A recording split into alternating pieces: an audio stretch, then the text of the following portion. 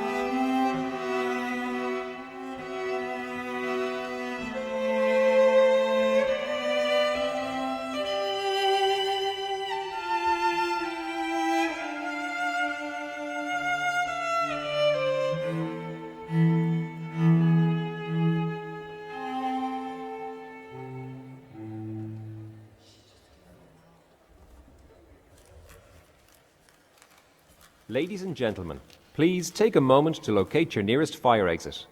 In the unlikely event of an evacuation, please follow the directions of the CCD staff and proceed directly outside. Please do not attempt to re-enter the building until told that it is safe to do so.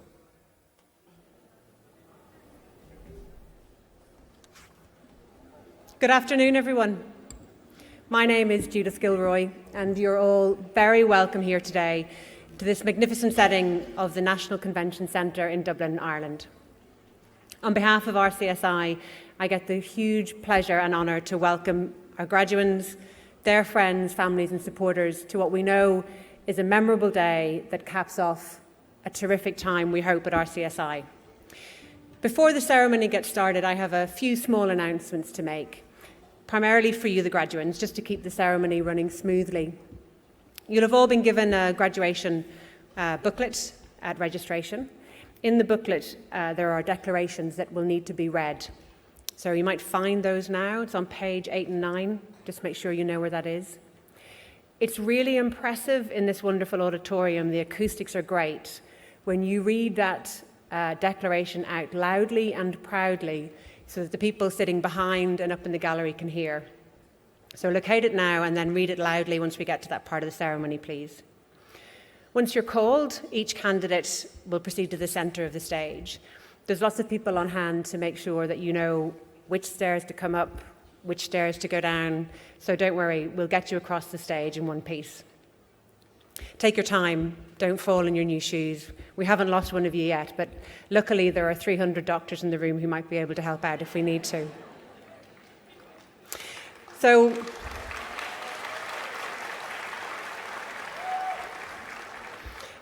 you get 3 parchments today. You get the degree from the National University of Ireland and the historical licentiates from RCSI and the College of Physicians. So you get to shake hands 3 times or to acknowledge the people at the top of the stage 3 times. And you'll get your photograph taken by the photographer. So please do take a moment when you're on the stage and smile and beam. To your guests and family and friends, this is a joyous day for all of us as faculty and staff. So please whoop, holler, cheer, shout with excitement when your person comes up on stage, because we're with you in that celebration today. Nobody can be too loud.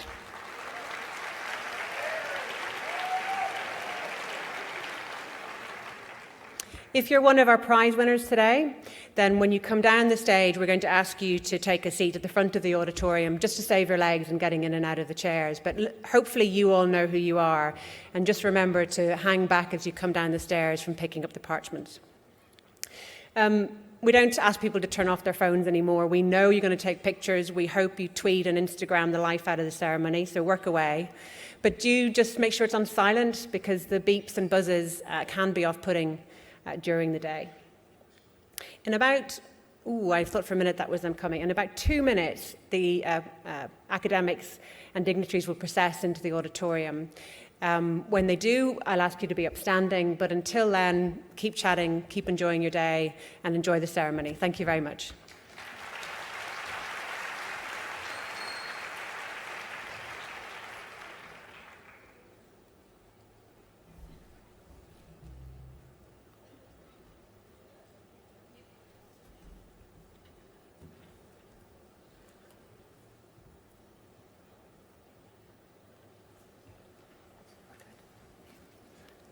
Please be upstanding for the procession. Thank you very much.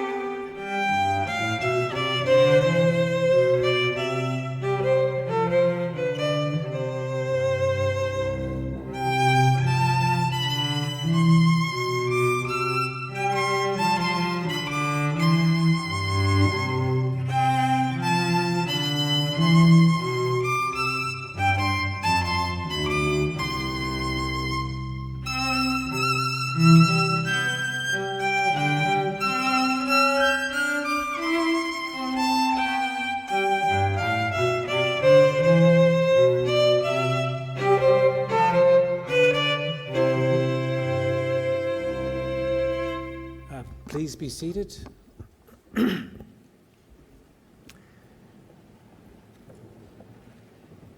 Chancellor, Presidents, members of the Diplomatic Corps, members of Council, Dean, faculty, and most important, our graduates and your guests who come from over 20 countries this afternoon. You're all very welcome to the RCSI conferring ceremonies. Before declaring open the ceremony of the Royal College of Physicians of Ireland and the Royal College of Surgeons of Ireland and the National University of Ireland, I'd like to take the opportunity to introduce the platform party. At the table to the front, from your right, Dr. Maurice Manning, Chancellor of the National University of Ireland. In the middle, Mr. Kenneth Mealy, President of the Royal College of Surgeons in Ireland, and beside him, Professor Mary Horgan, President of the Royal College of Physicians of Ireland.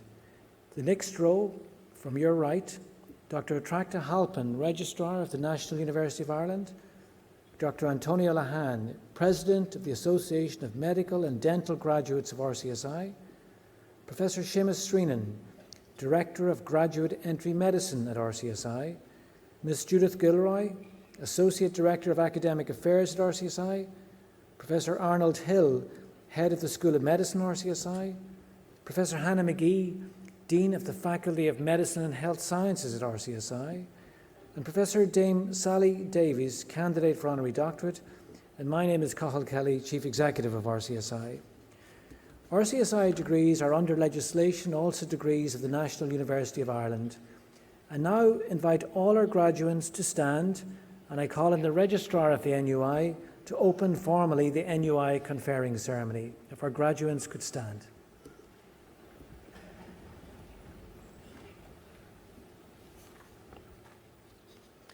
Universitas Hiberniae Nationalis.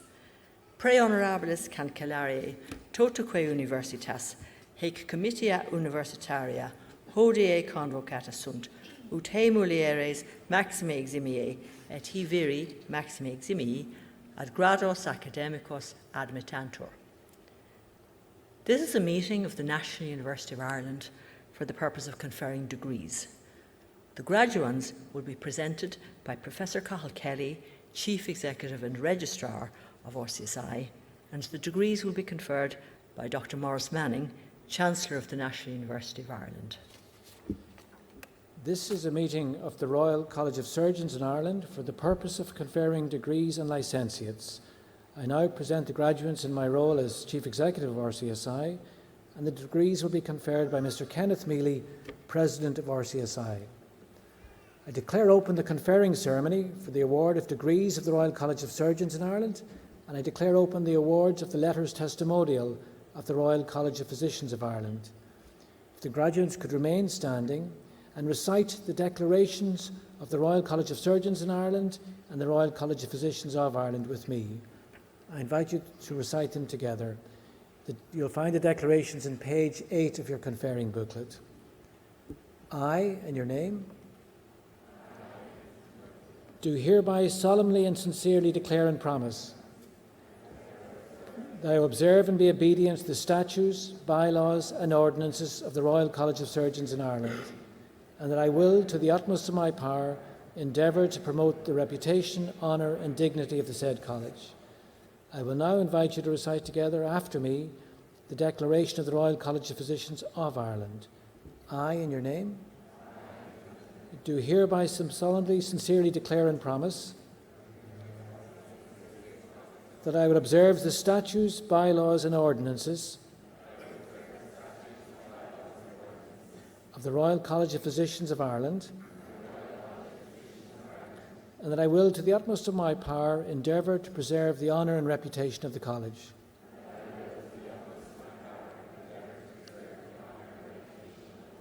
It now gives me pleasure to invite the Dean of the Faculty of Medicine and Health Sciences of RCSI, Professor Hannah McGee, to come forward to recite the graduate's declaration with you.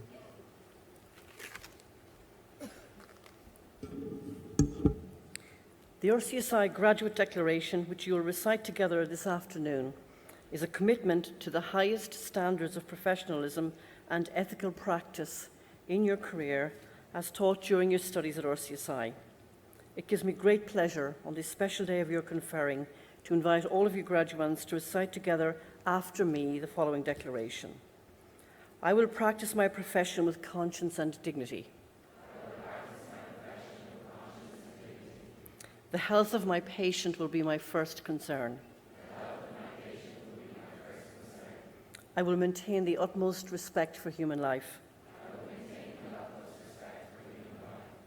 I will remember that there is art to my profession as well as science, and that warmth, empathy, and understanding may outweigh treatment alone.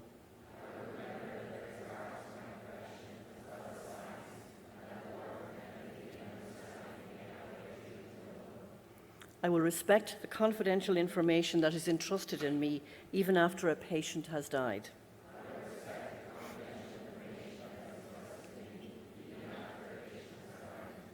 I will not permit considerations of age, disease or disability, creed, ethnic origin, gender, nationality, political affiliation, race, sexual orientation, social standing, or any other factor to intervene between my duty and my patient.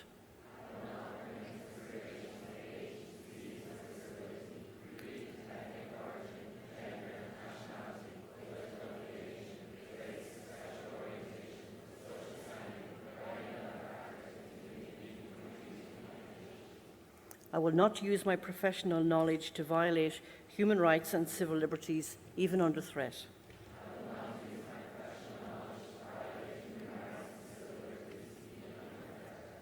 I will respect the hard-won scientific gains of those in whose steps I walk and gladly share such knowledge with those that follow.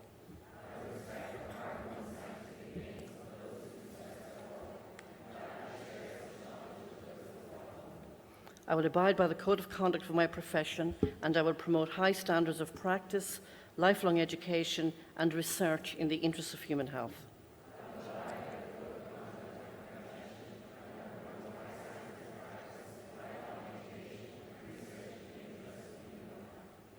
I make these promises solemnly, freely, and upon my honour.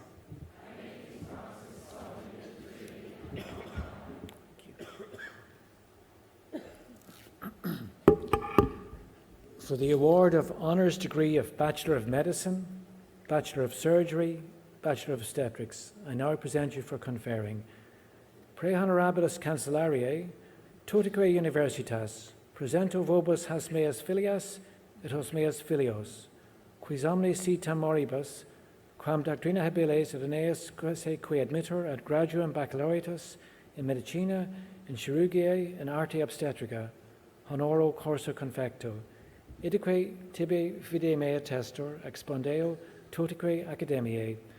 I invite the Chancellor of the National University of Ireland to admit the graduates. Ego auctoritata mihi concessa, admitto vos ad gradum baccalaureatus in medicina, in medicina, chirurgia, and arte obstetrica, honoro cursu confecto. I now invite the President of the Royal College of Physicians of Ireland to admit the graduates. By virtue of my office as President, I admit you licentiates in medicine and obstetrics of the Royal College of Physicians of Ireland. I now invite the President of the Royal College of Surgeons in Ireland to admit the graduates. By virtue of my office of President, I admit you licentiates in surgery and obstetrics and graduates of the Royal College of Surgeons in Ireland. Professor Arnold Hill, Head of the School of Medicine at RCSI, will now come to the lectern to introduce the individual graduates.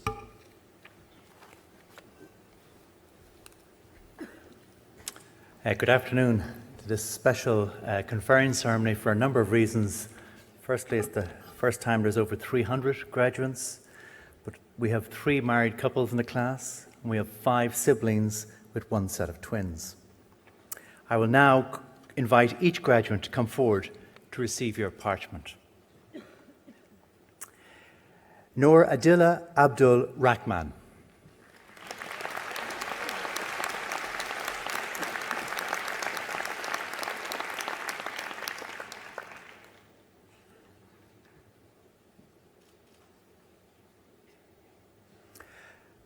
Ali Abel.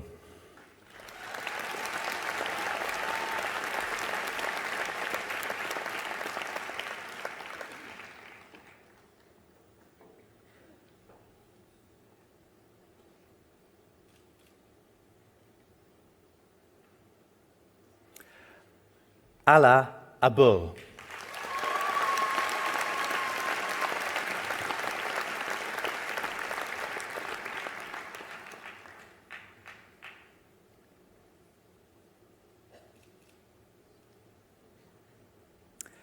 Molly Ahern,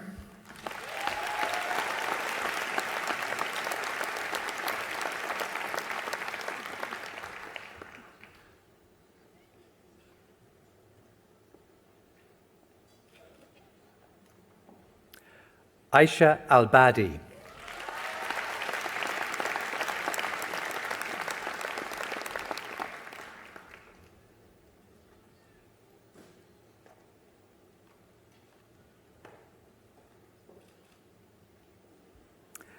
Rama Al-Barghouti,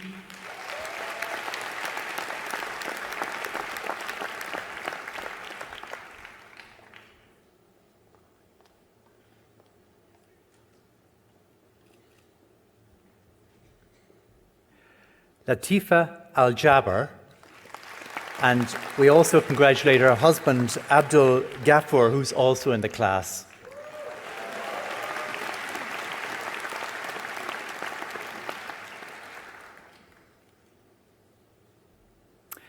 Hannah Al-Kabani,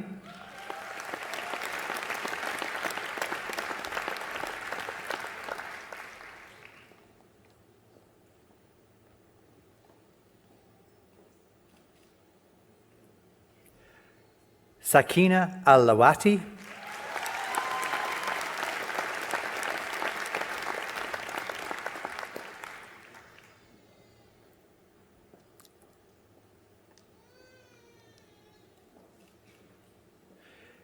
Badur Alawati,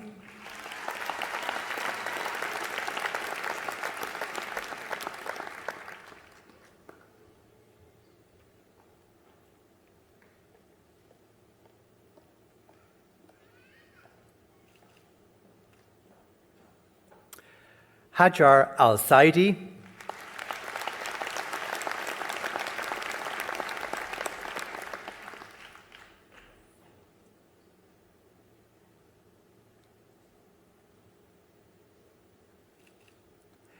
Ishraq Al-Owaisi,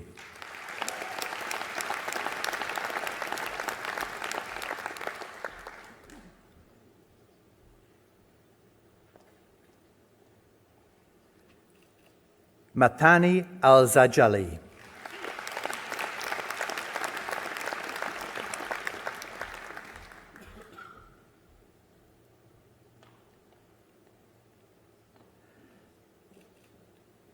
Khaled El-Ayedi,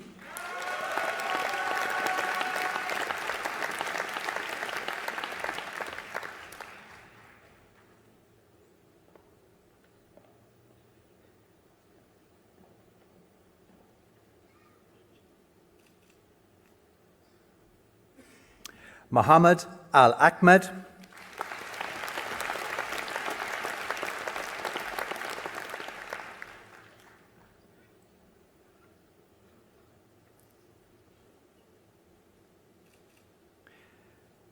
Ahmed Al-Alusi,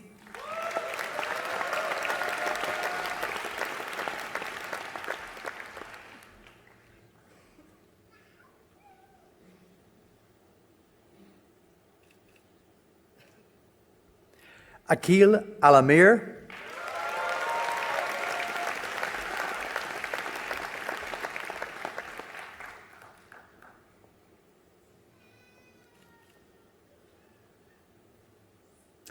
Abdullah Al-Amiri,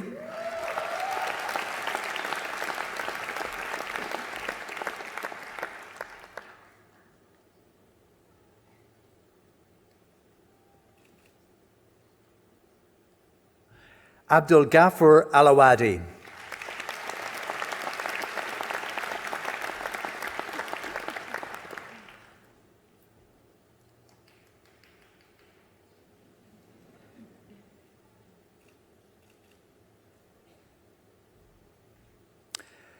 Mejvel Al-Asimi,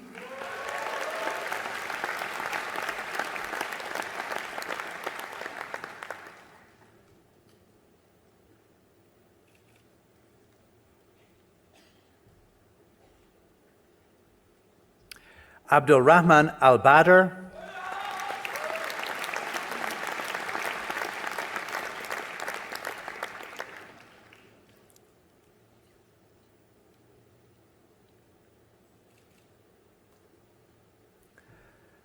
Alban Leong.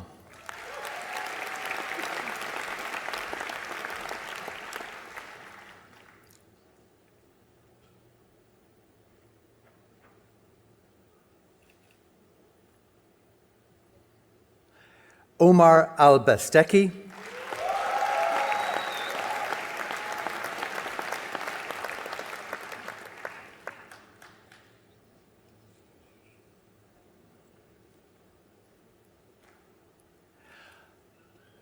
Muhammad Al-Bavali.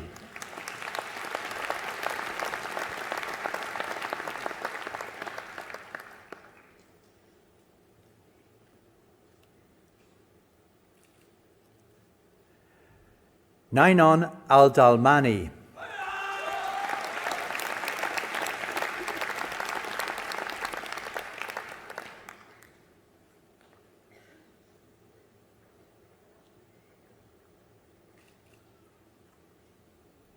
Zara El-Faraj.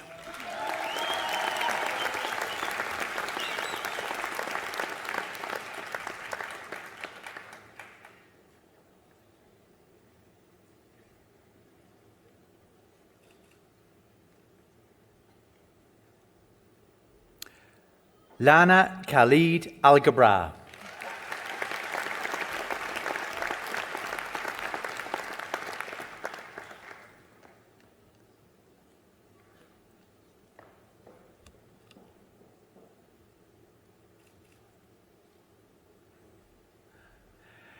Ala Al-Hakim.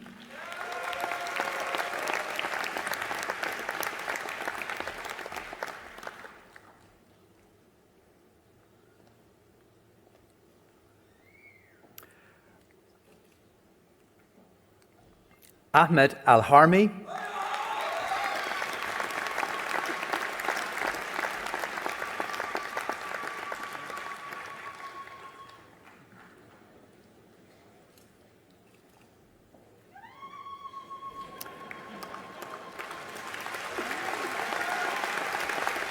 Salma Al-Harthi.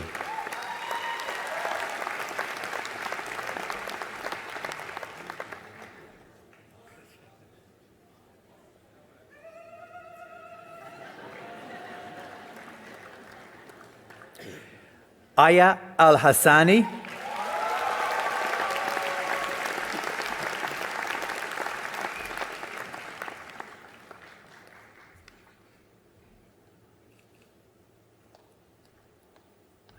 Fajr El-Hashimi.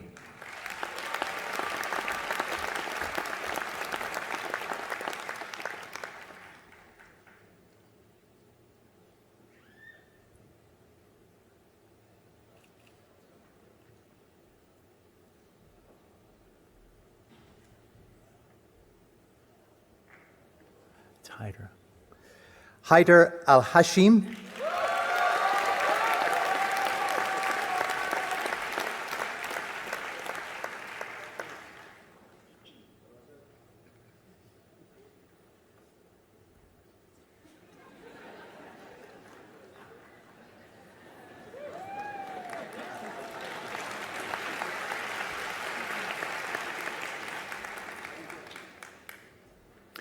Rawan Al-Hashimi.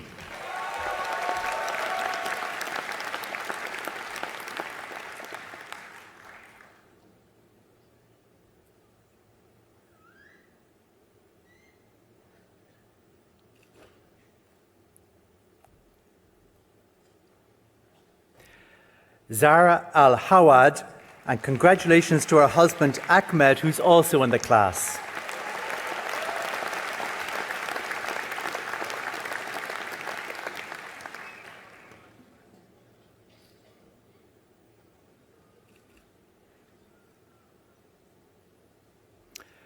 Muhammad Al-Hazmi.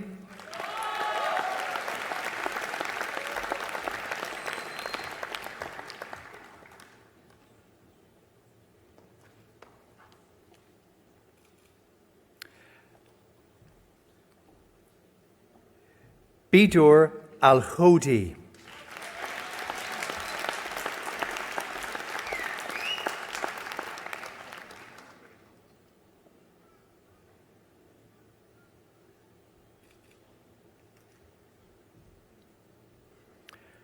Amir Al-Hussan,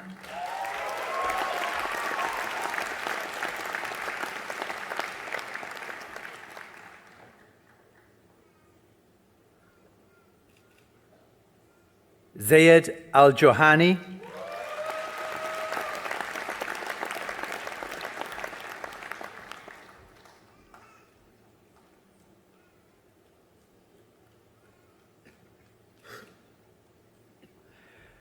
Gadir Al-Kafaji,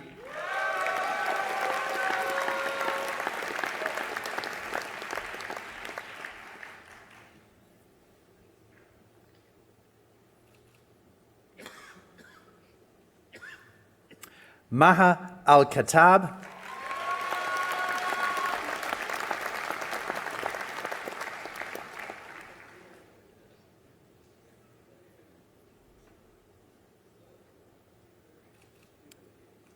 Monsieur Al-Kanaizi,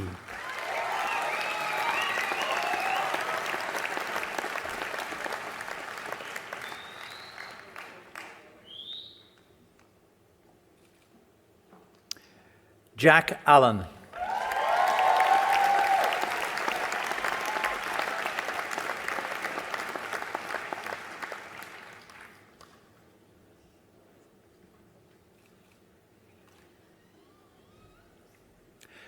Irij Al-Maini,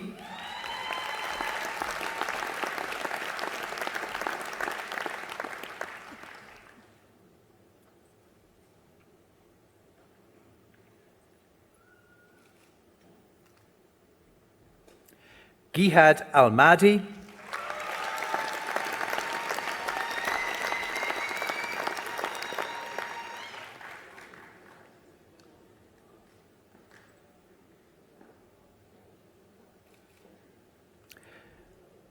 Fahad Al-Marshad,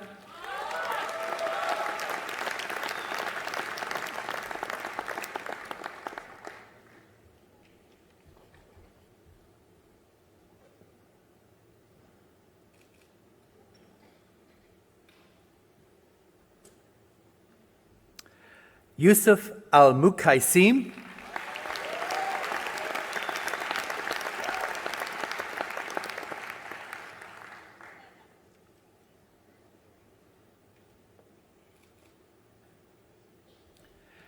and Yusuf's twin brother, Ali Al-Mukaisim.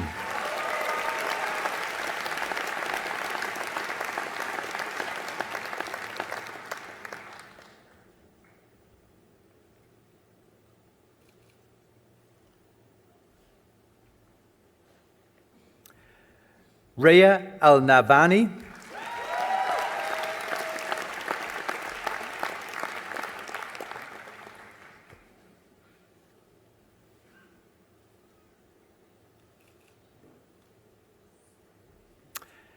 Rana Al-Obaidi,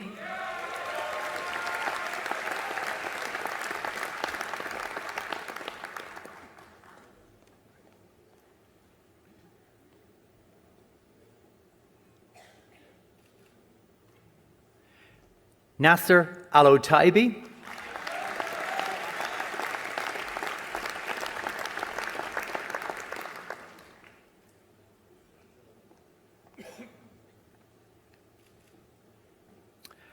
Isa Al-Katan,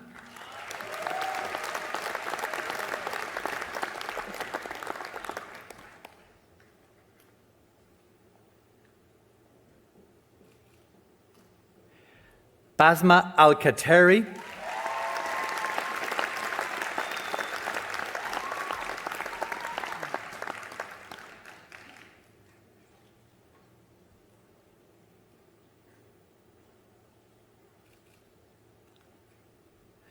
Sarah Al-Rafidi,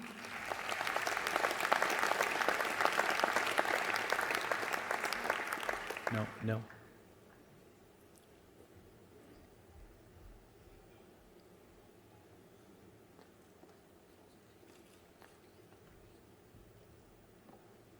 Othman Al-Rashidi,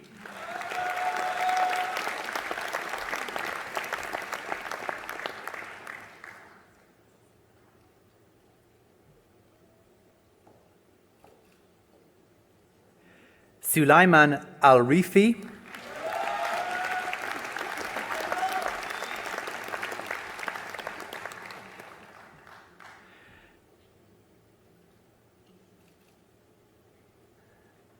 Zaman Al-Saidi,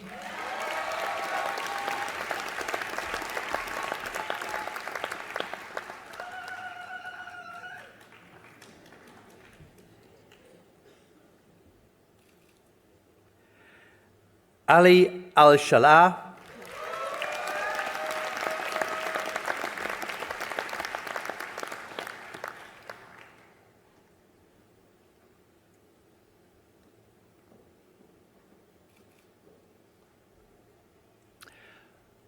Asil Al-Salman,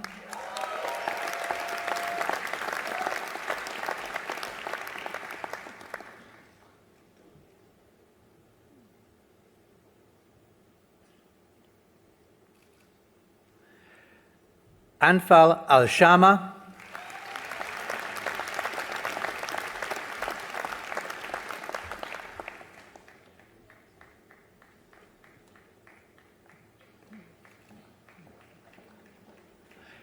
Ahmed Al-Shamari,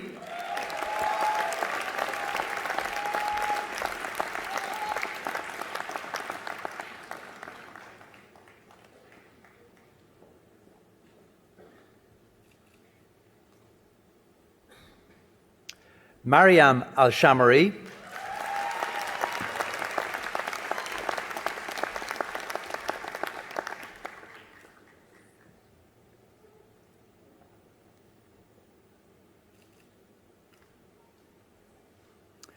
Shaima Al-Shamari,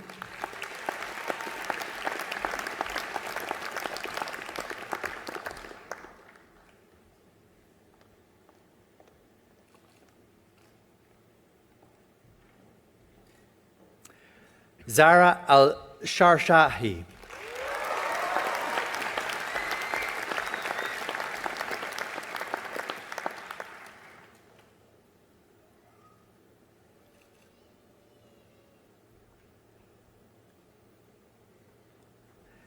Danya Al-Zulimani,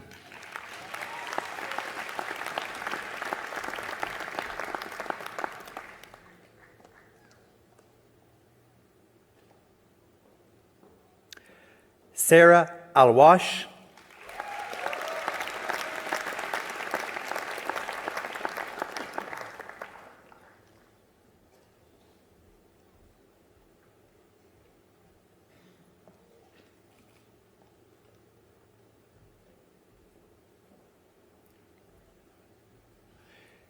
Iram Al-Zadjali,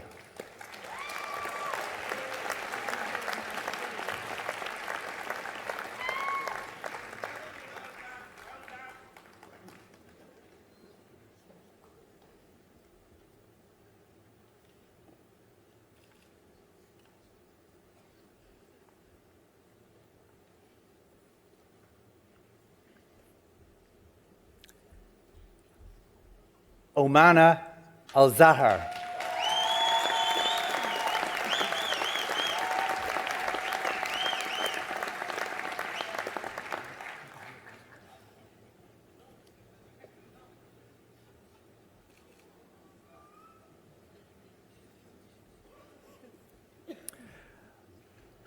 Muhammad Amin,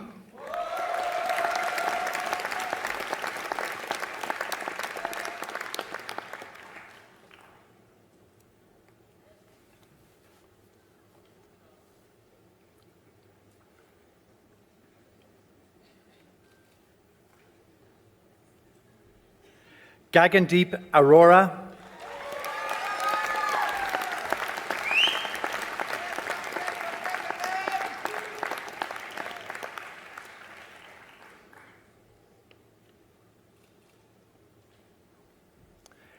Deirdre Arthur,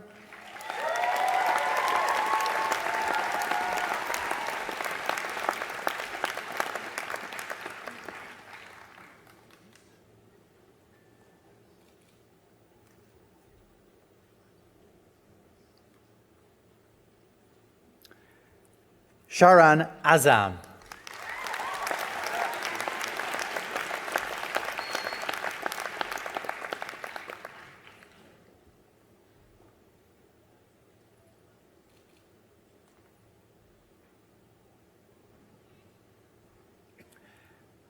Madi Baba,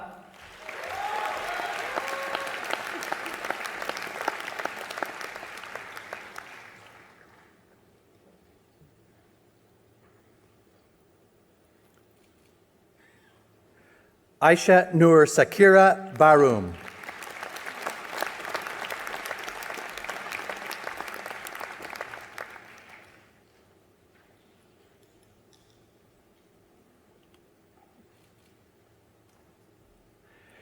Nikita Bansal,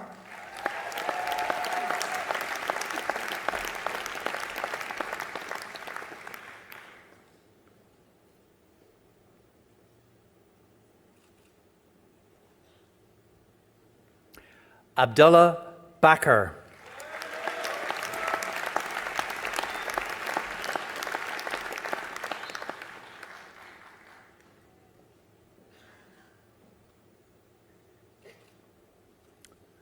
Ellen Barr,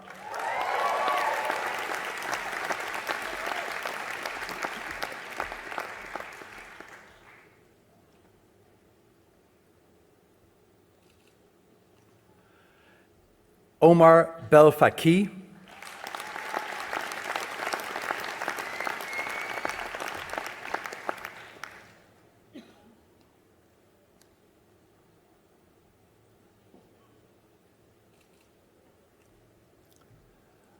Lauren Berry,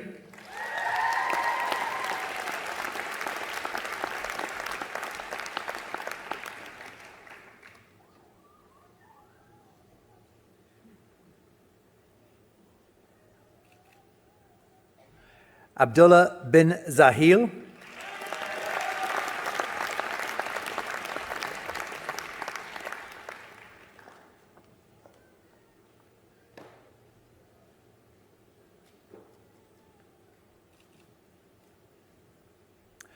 Deirdre Bodley Lasky,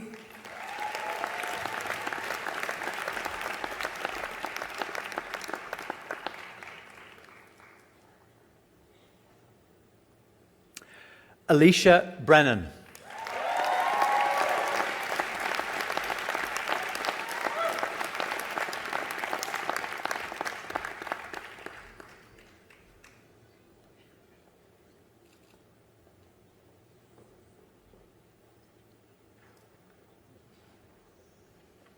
Michael George Bassa,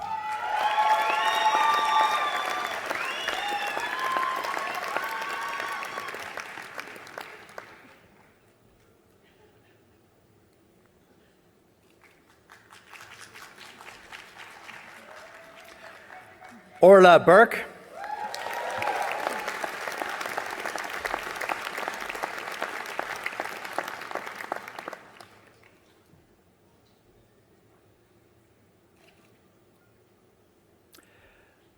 Sarah Burke,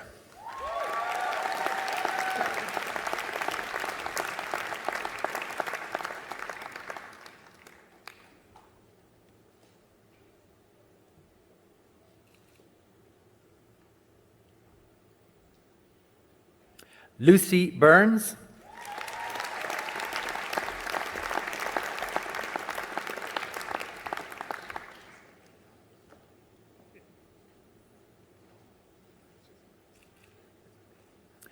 Cameron Chalker,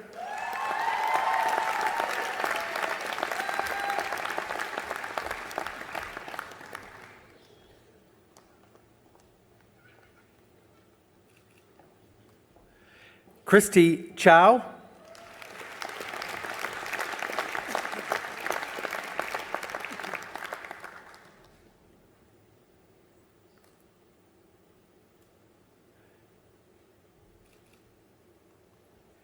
Jing Ting Chia,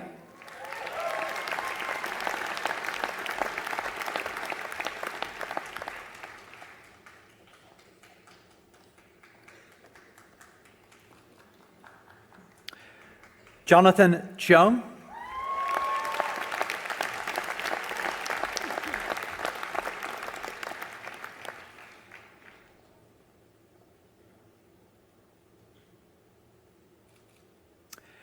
Maeve Clark,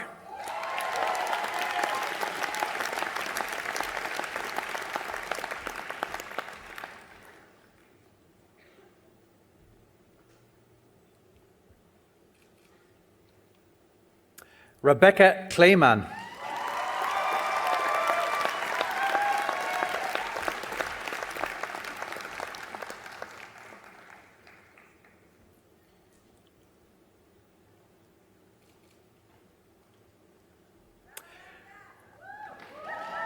Luis Colon.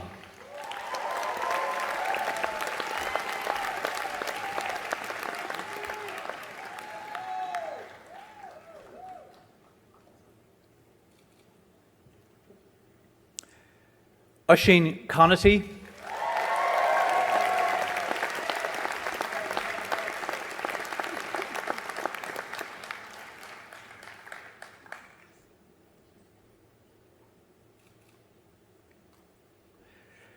Roisin Connaughton.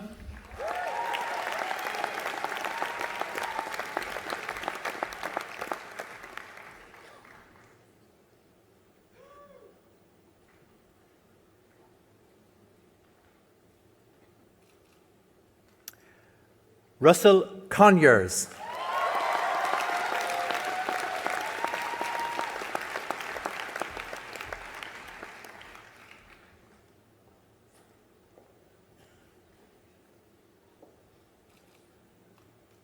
Garrod Corcoran.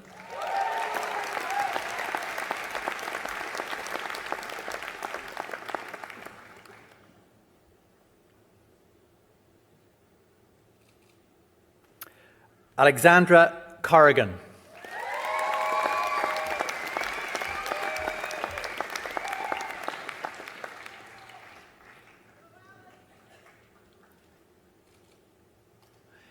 Alana Crawford.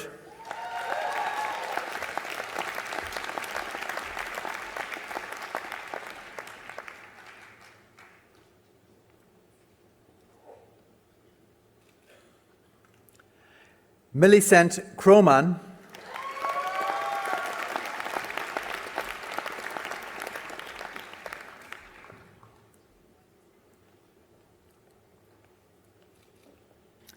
Stephanie Cullen.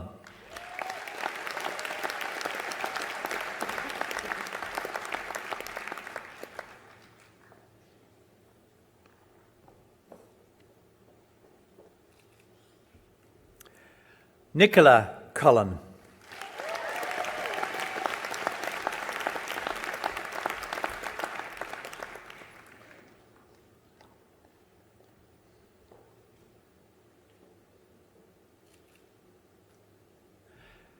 Alexander Dalfy.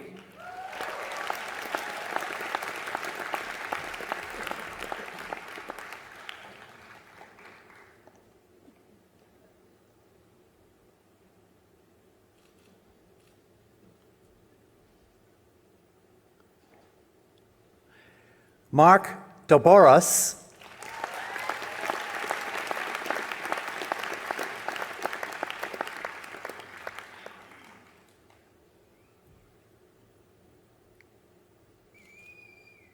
And also his wife, Sarah Doboras.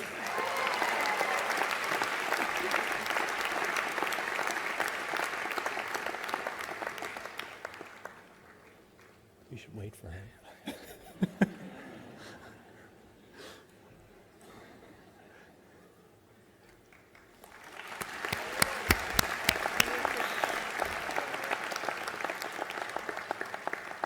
Nurul Zasarina Dawood.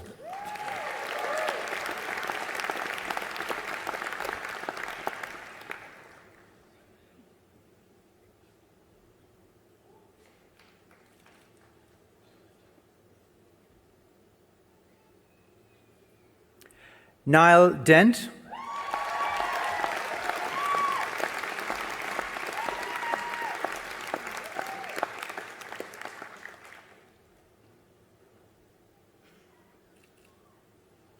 Rossa Devlin.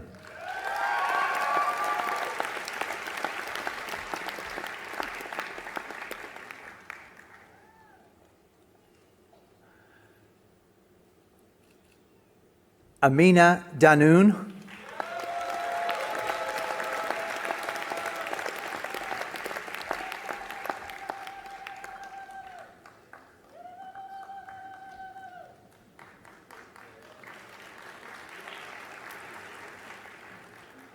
Randeep Dillon.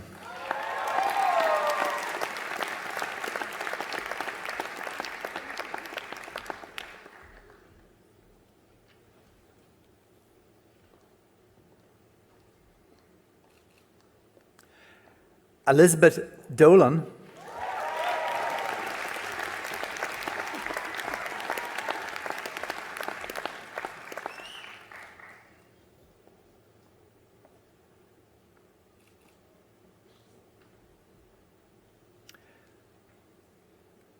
Jack Donoghue.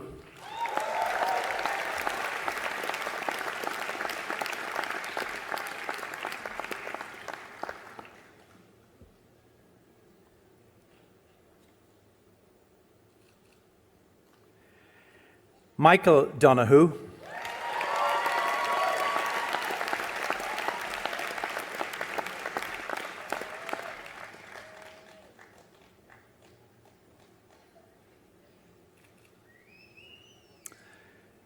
Aoife Doolan.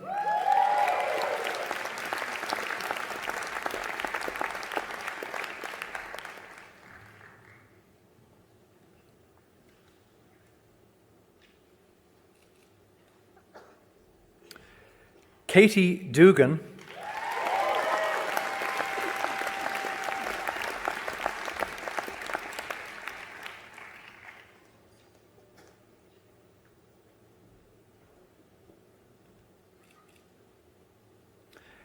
Kristen Dunlop.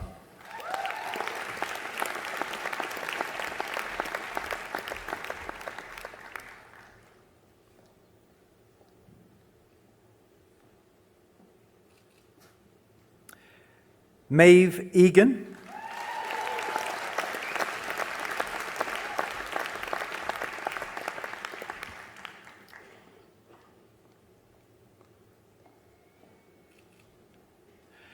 Rima El Jabour.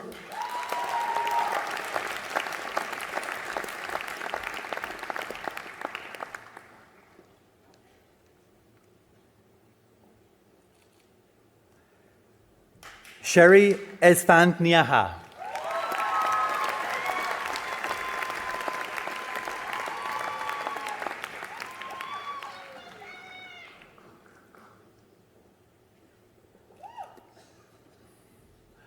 Laurie Expectant.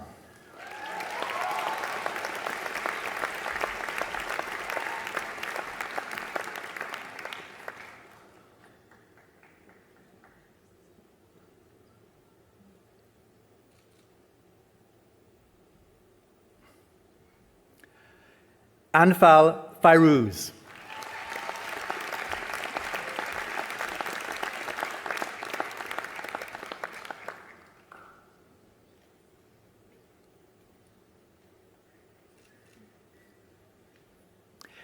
Mohammed Farhan.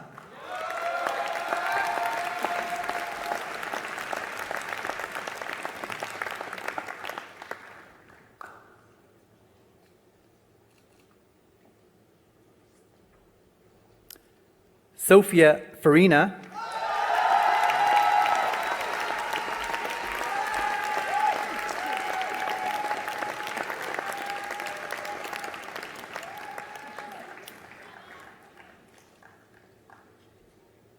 Anisha Farouk.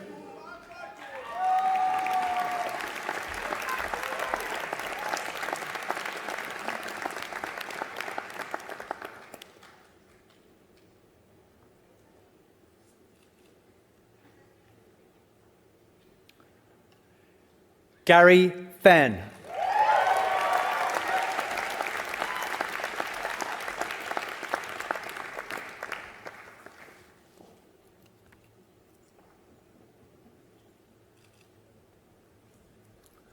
Ronan Finn.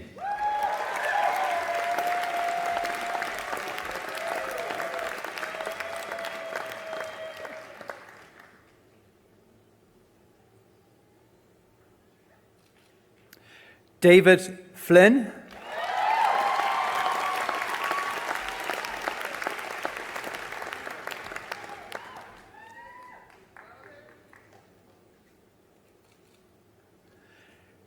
Jonathan Fournier.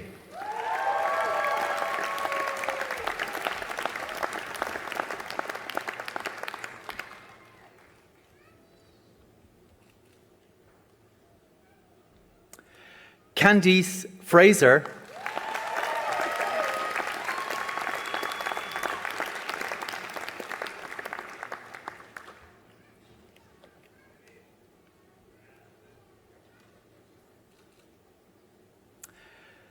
Lisa Frayne.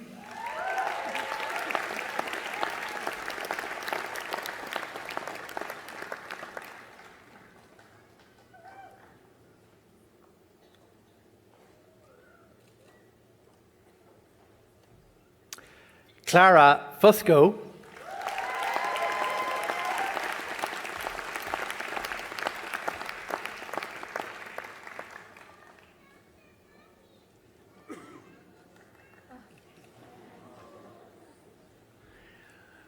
Mohini Gadre.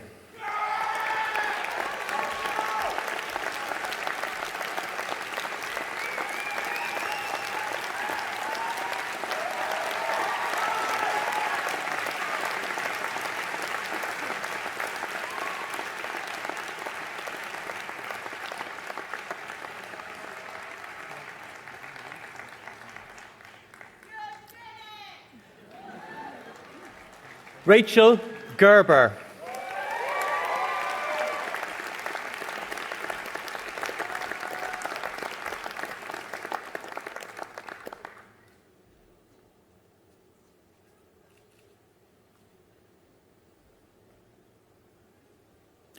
Yazid Ghanem.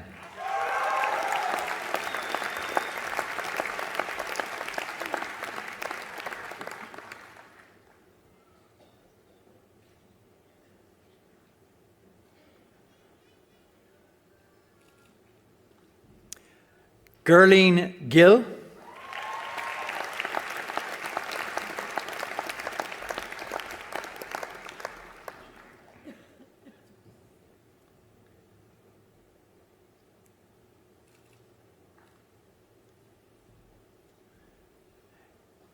Marina Gerges.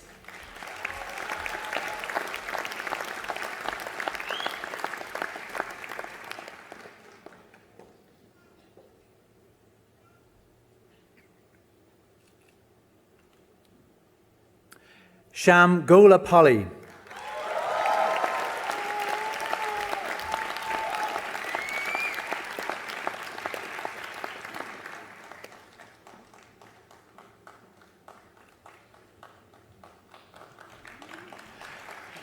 Savannah Grace Grodecki.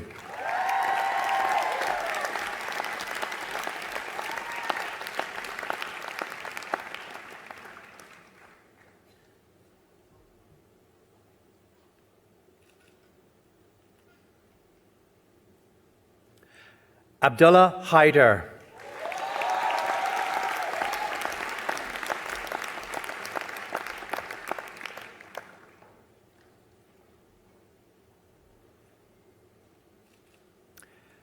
David Hakim.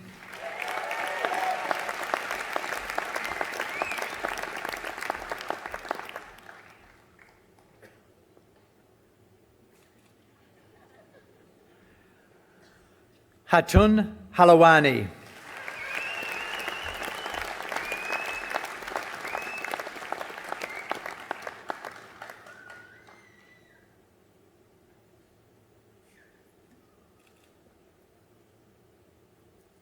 Caroline Hannigan.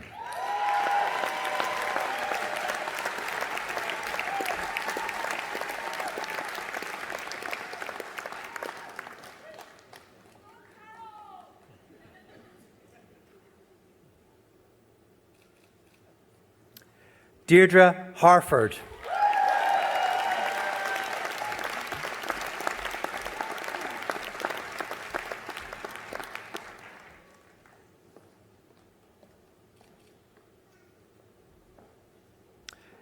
Eamon Harrigan.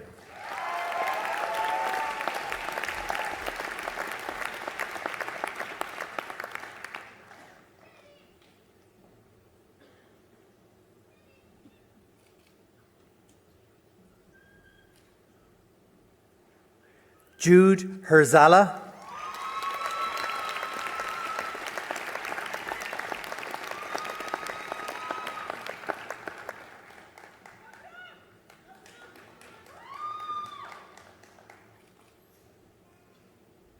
Fiona Hickey,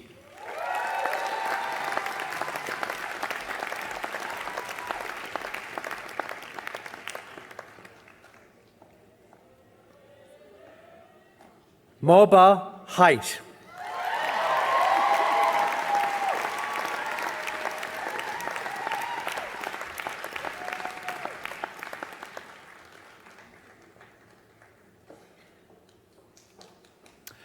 Rodri Hill,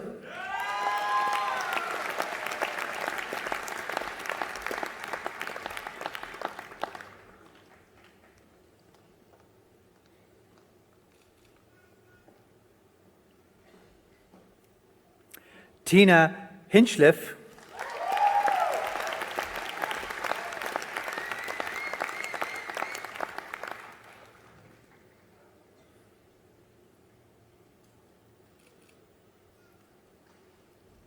Muhammad Hussein,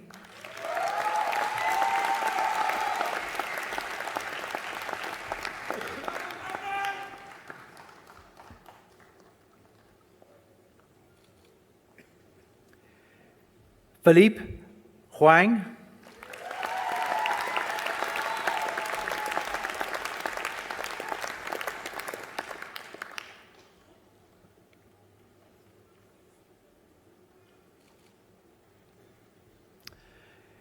Yahya Ibrahim,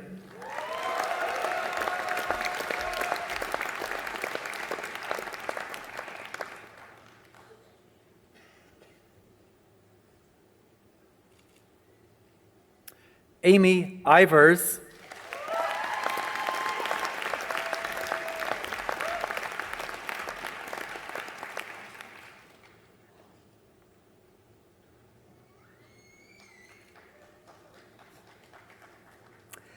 Noor Fatin Farhani Mohammed Izaham,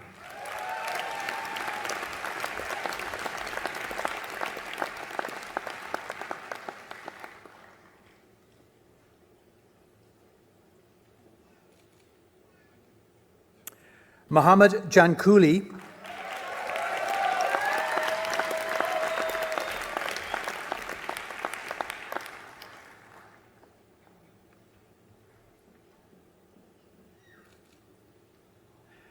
Lelegita Jonah,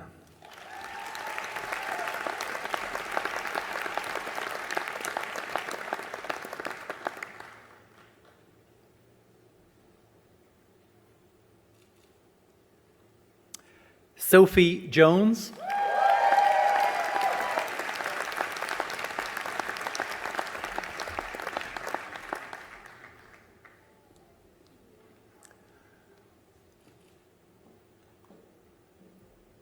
Aaron Joseph,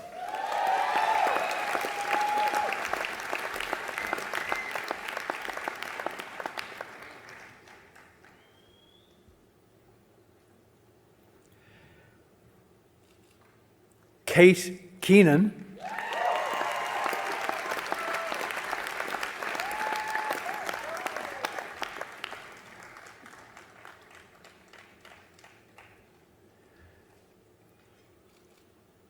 Jenny Kennedy,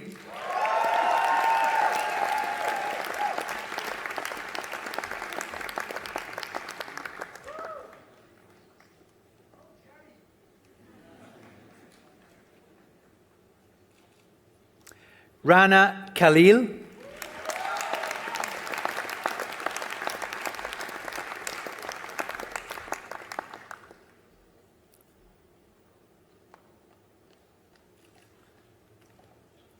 Adam Khan,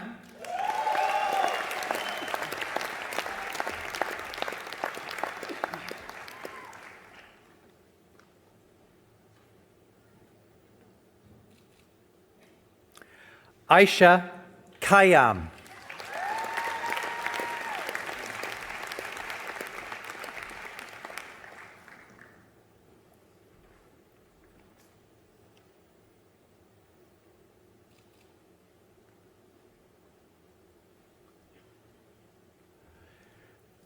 Kushal Kira,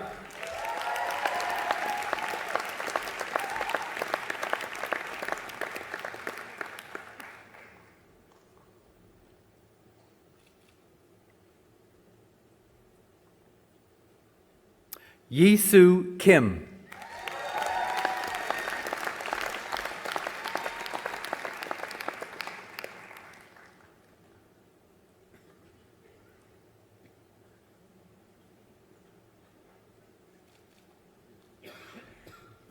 Nicholas Kostelecki,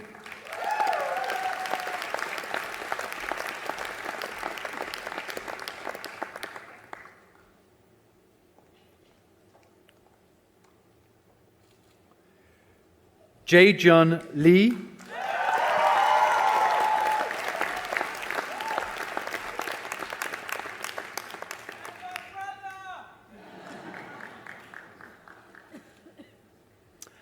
Evan Lian,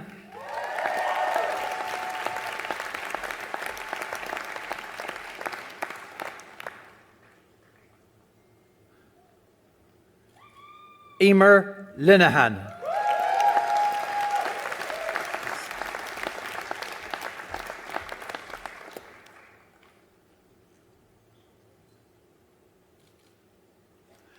Charisse Litrean,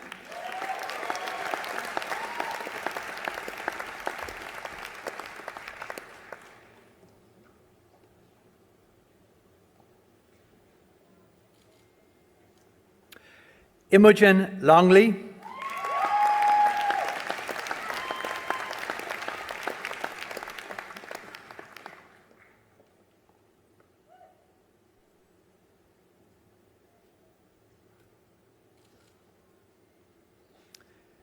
Kerr Mackay,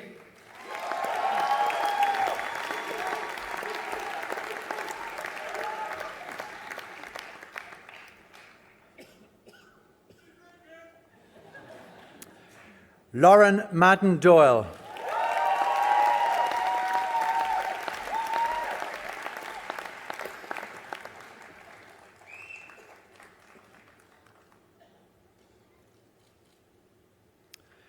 Grace Madigan,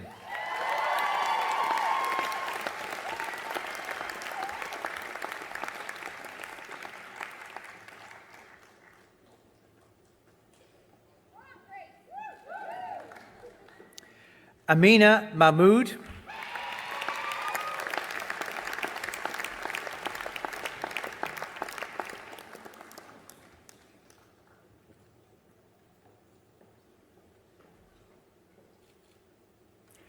Mohammed Maksheed,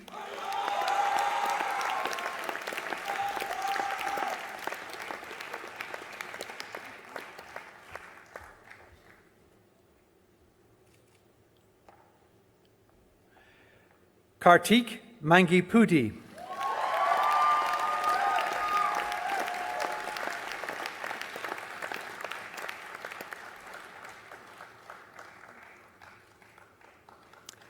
Viren Manshani,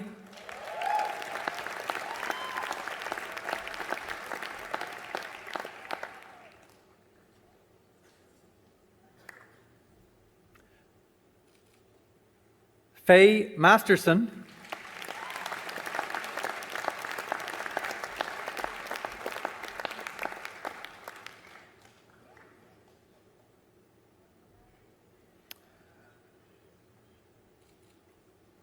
Emer McCrohan,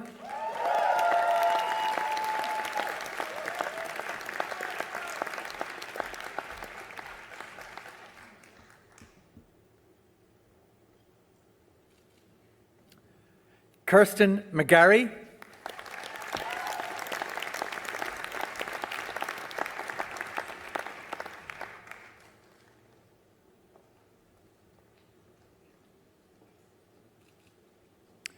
Elizabeth McGee,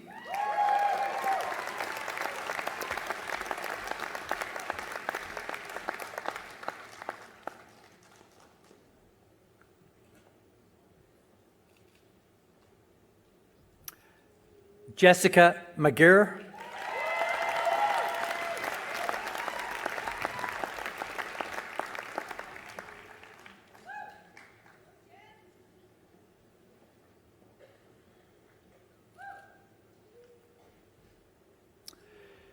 Kelly McManus Doyle.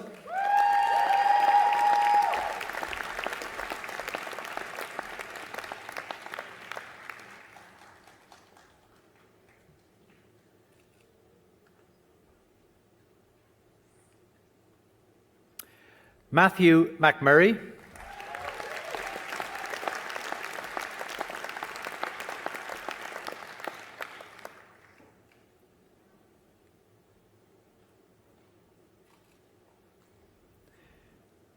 Can Yan Meng.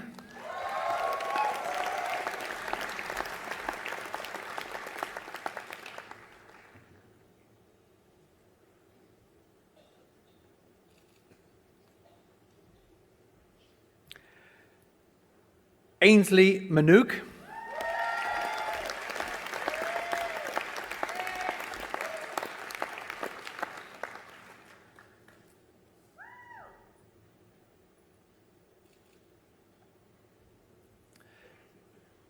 Abdulaziz Mirdad.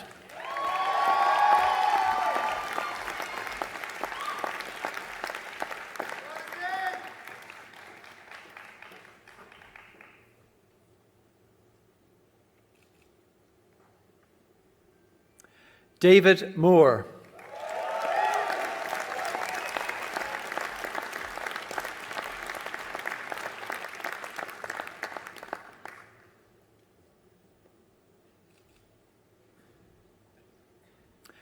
Joseph Morris.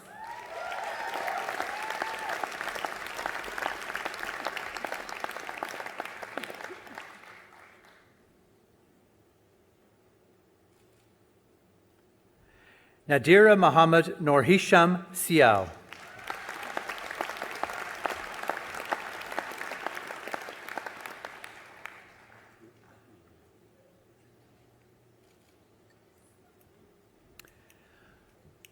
Robert Murphy.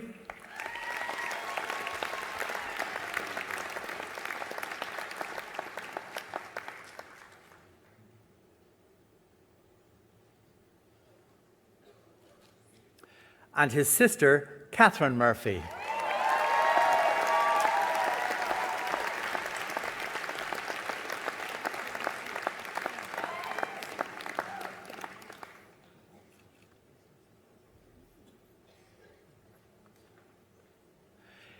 Inga Musir.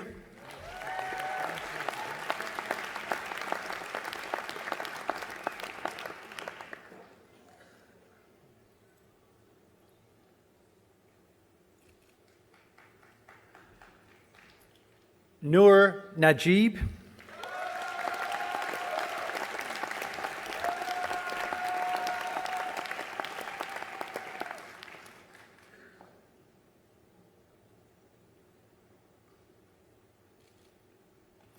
Vanessa Ngayan.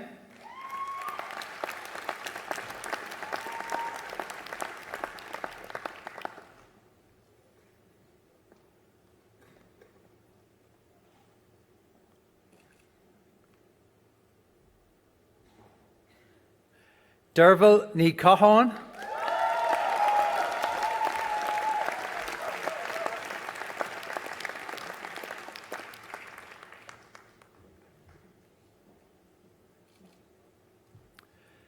Roisin Ní Donal.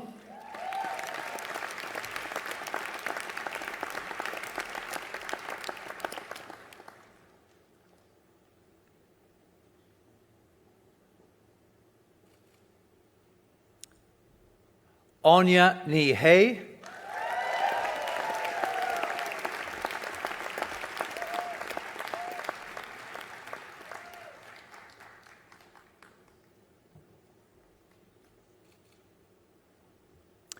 Conor O'Brien.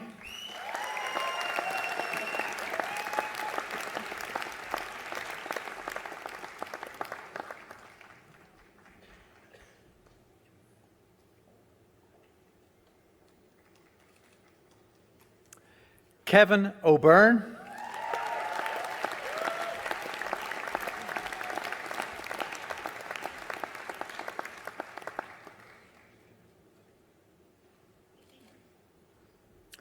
Alison O'Connor.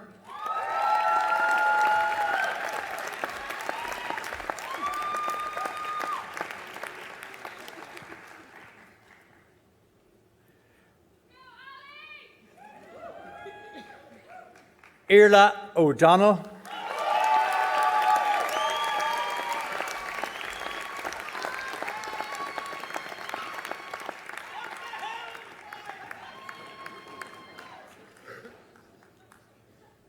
Alva O'Driscoll Collins.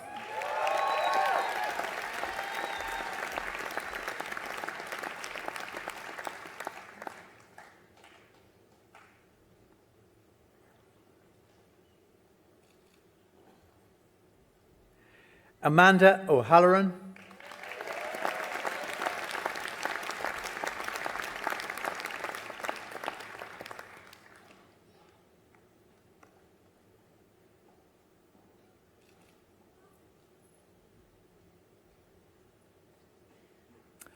Owen O'Neill.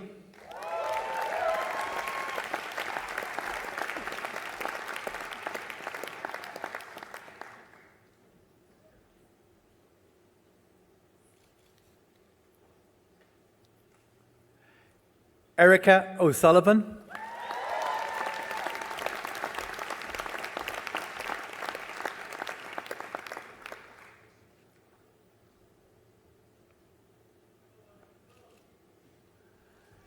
Ariuna Rishimi Parry.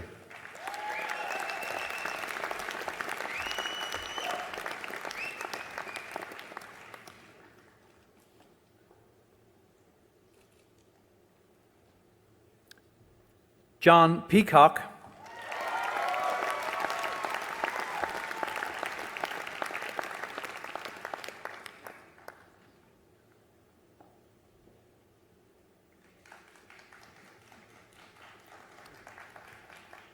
Matthew Pearl.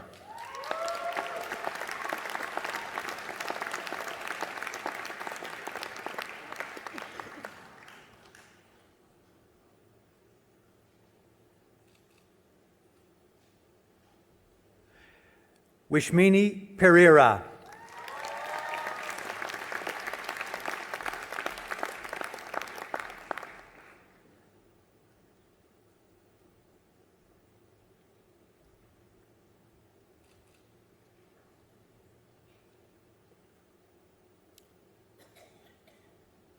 Diana Persad.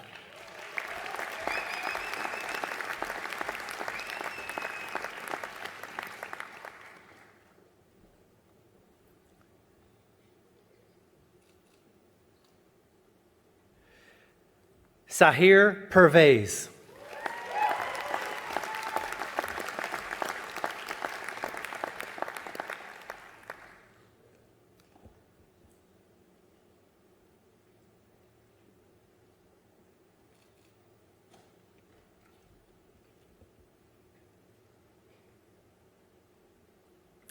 Nicole Pierce.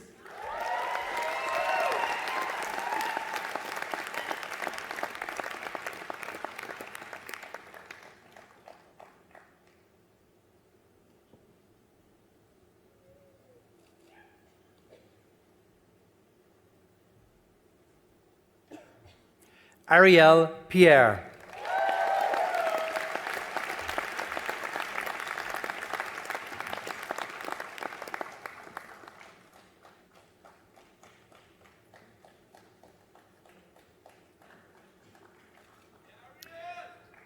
Yazan Kahoud.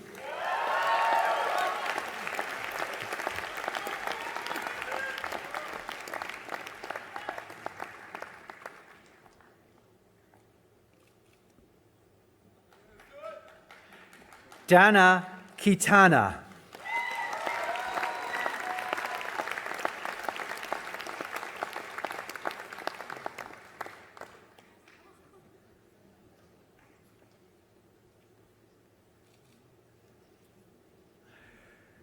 Nahida Raj Muhammad.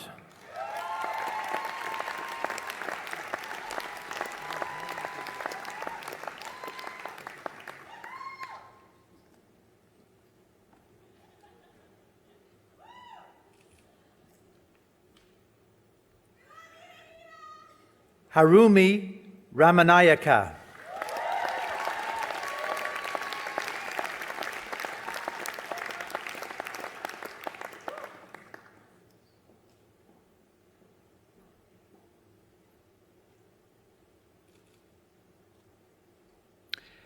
Stanley Raptis,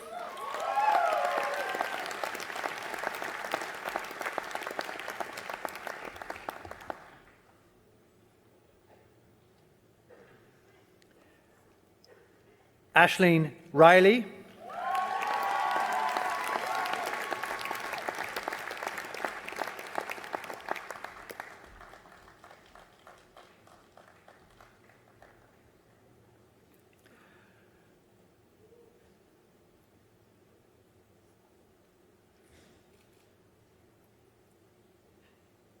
Louis Richter,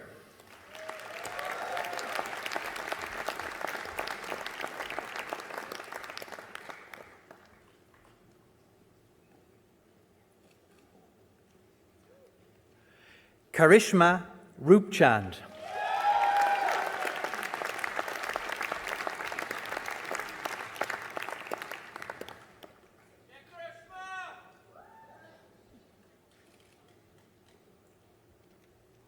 Helyana Rostami Hochagan,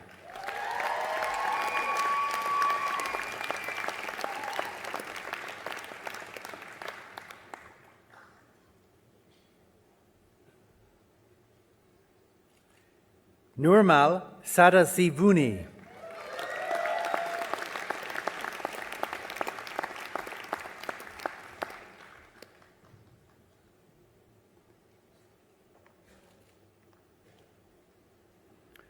Abdul Rahman Ibrahim,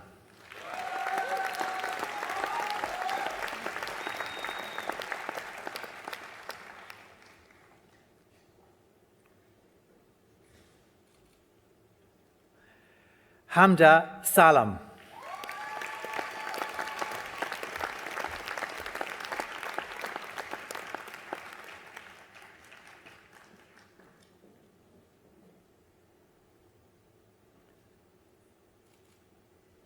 Shari Seapol,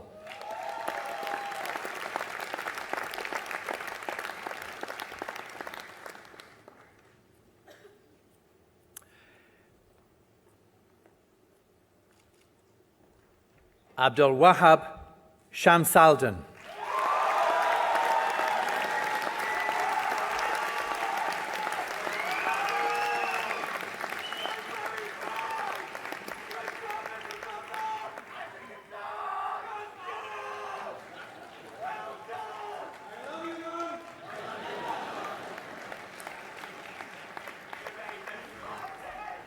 Samya Sharma,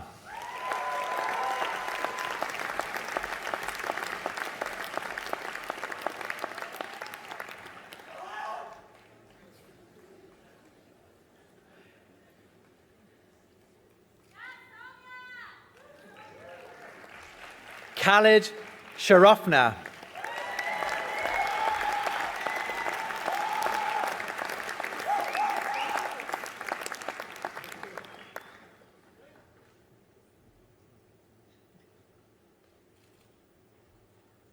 James Shield,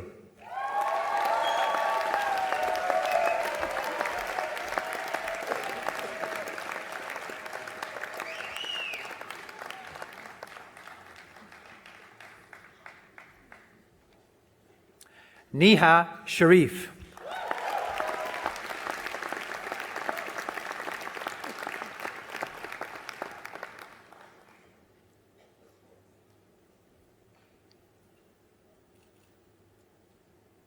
Kimran Sidhu,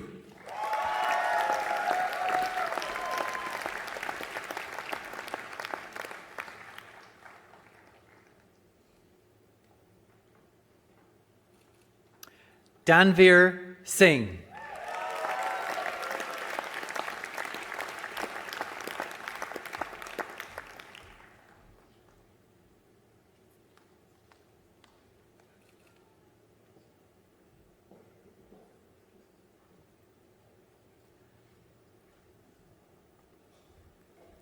Omar Searcy,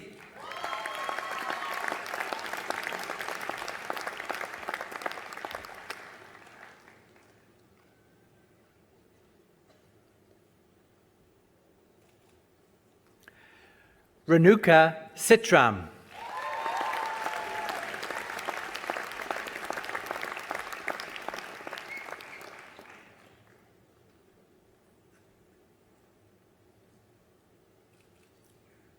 Elena Faith Shari Fudden.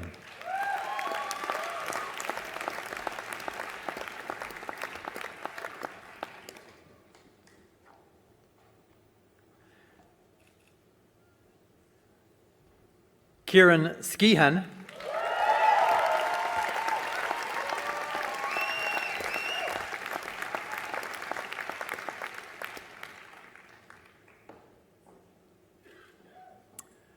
Lucy Smith.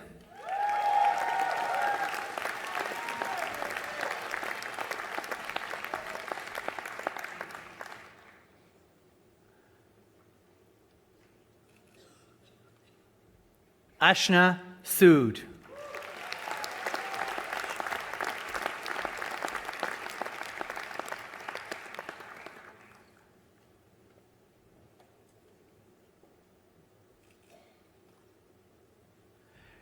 Jay Sherry Saknarayan Rajpati.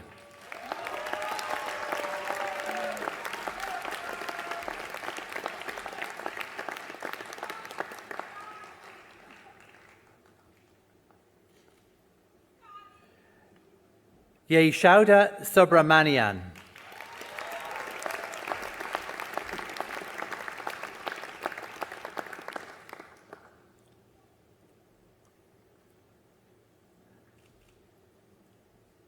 Yegapan Supiaha.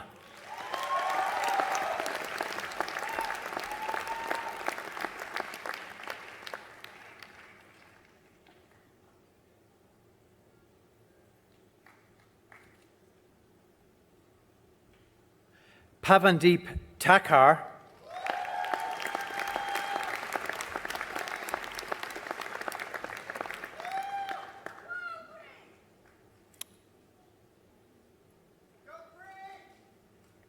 Alice Talbot.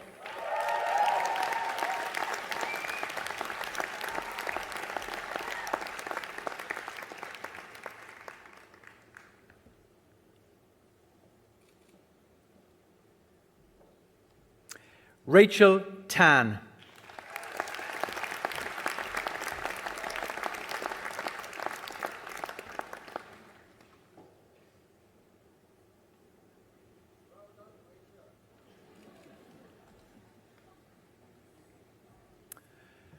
Richard Tan.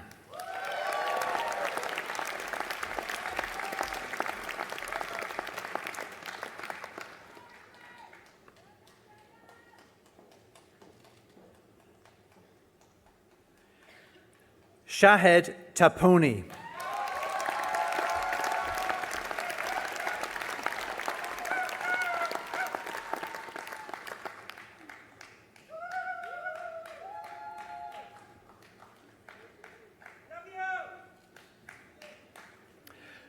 Jessica Tate.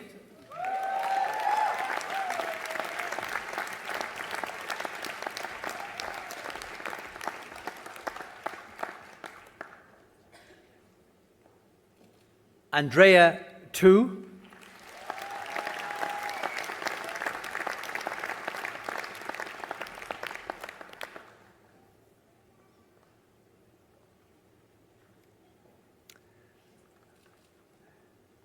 Luke Trench.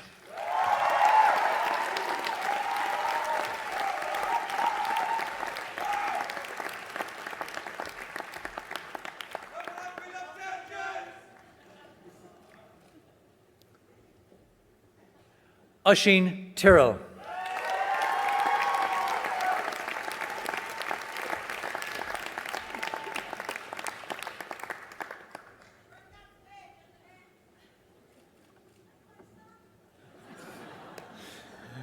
Leonardo Vanas.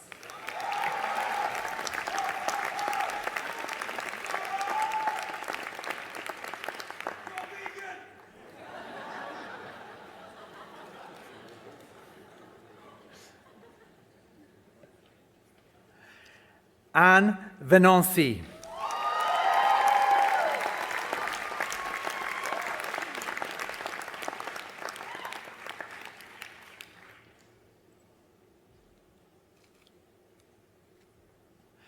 Orna Waldron.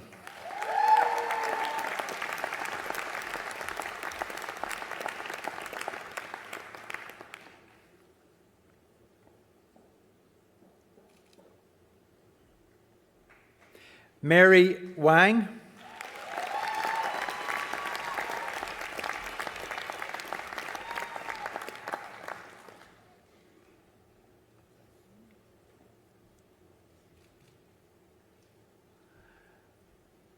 Amanda Tan Wei Mun.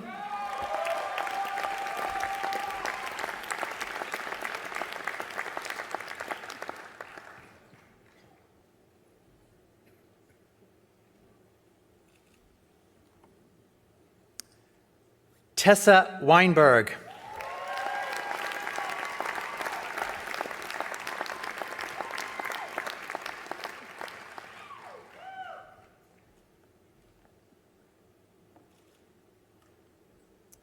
Matthew White.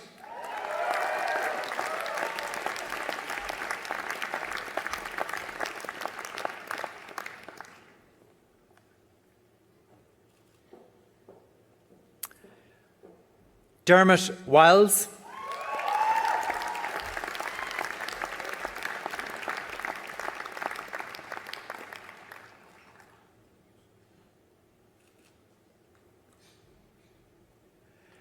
Patrick Williams.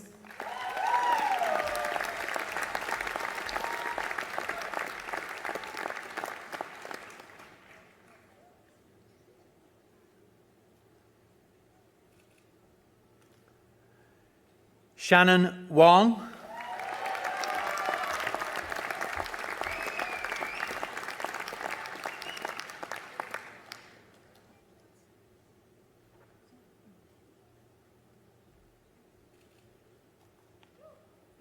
Gemma Wright Ballister.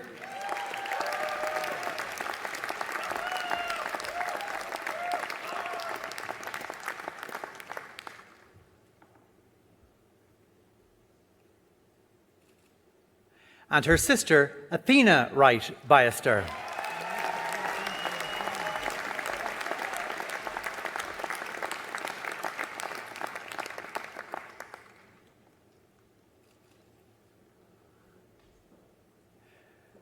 Seisu Yisa.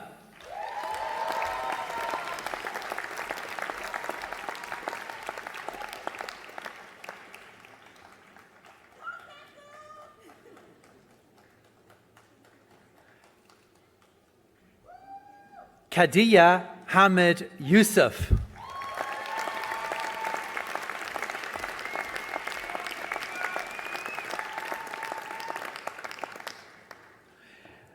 Maj Sigut.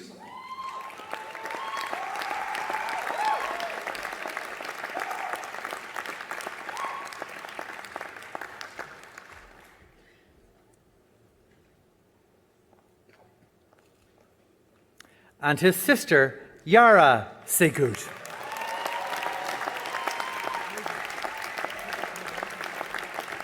Missed him today. And Nasser Al-Yaifi.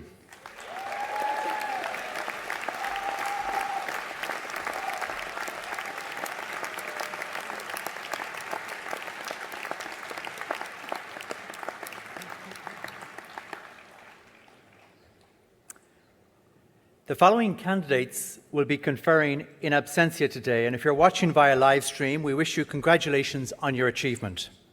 Sarah Al-Harthi, Evan Al-Hani, Hamza Alid, Abdullah Al-Husseini, Hamid Al-Mutari, Richard Bresler, Madison Catherine, Liada Dix, Abdul Rahman Felamban, Andrew Hudson, Julia Hunter, Sakshi Kirpalani,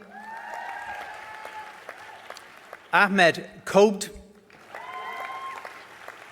Hayden Lutz,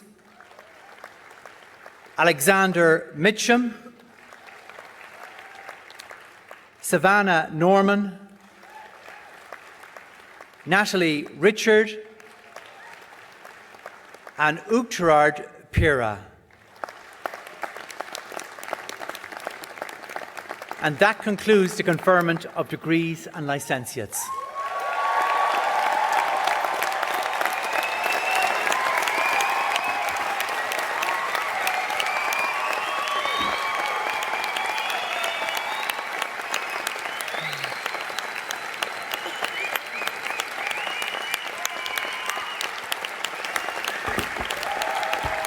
Pre honorabilis cancellariae, totaque universitas, ceremonies rite confectis, queso facias finem, huius convocationes universitariae. That completes the NUI conferring ceremony.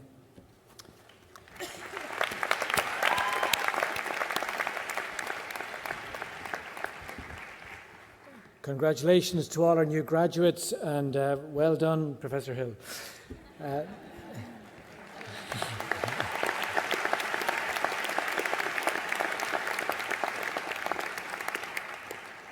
We now proceed to the annual conferring of the award of Honorary Doctorate of the Royal College of Surgeons in Ireland. I invite the 2019 Honorary Doctorate recipient, Professor Dame Sally Davies, to take her place on stage for the commencement of the Honorary Doctorate Award.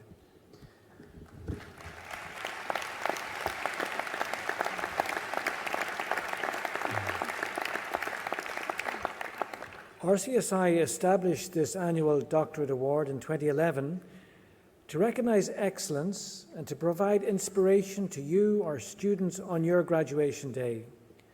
The awardees are exceptional people who've made a difference to the world through education, research and service. We as RCSI staff believe that you, our graduates today, will also make a difference for good in the world, and we want, through hearing these stories and their words of these honorary degree recipients, to inspire and to challenge you on this special day to make a difference.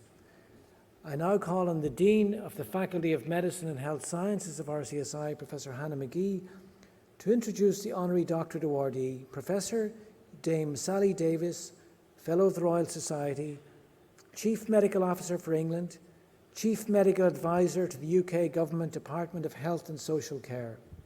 The doctorate will be conferred by President of RCSI, Mr. Kenneth Mealy.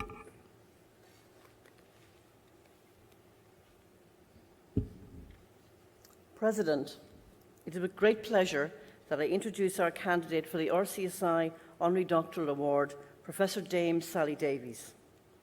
Dame Sally, as you've heard, is the Chief Medical Officer for England and Chief Medical Advisor to the Government of the United Kingdom.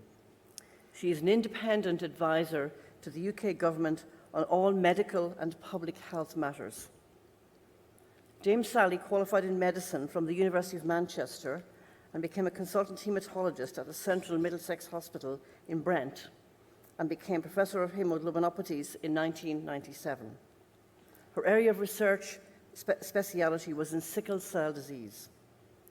She joined the UK Civil Service in 2004 and was soon promoted to Director General for Research and Development at the Department of Health.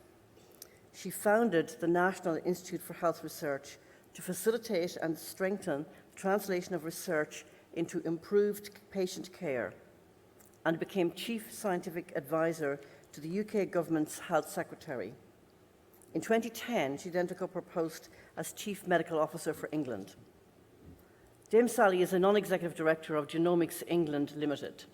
She was a member of the World Health Organization Executive Board and the Strategic and Technical Advisory Group on Antimicrobial Resistance. Dame Sally received her DBE, the Dame Commander of the Order of the British Empire, from Queen Elizabeth II in 2009 for services to medicine.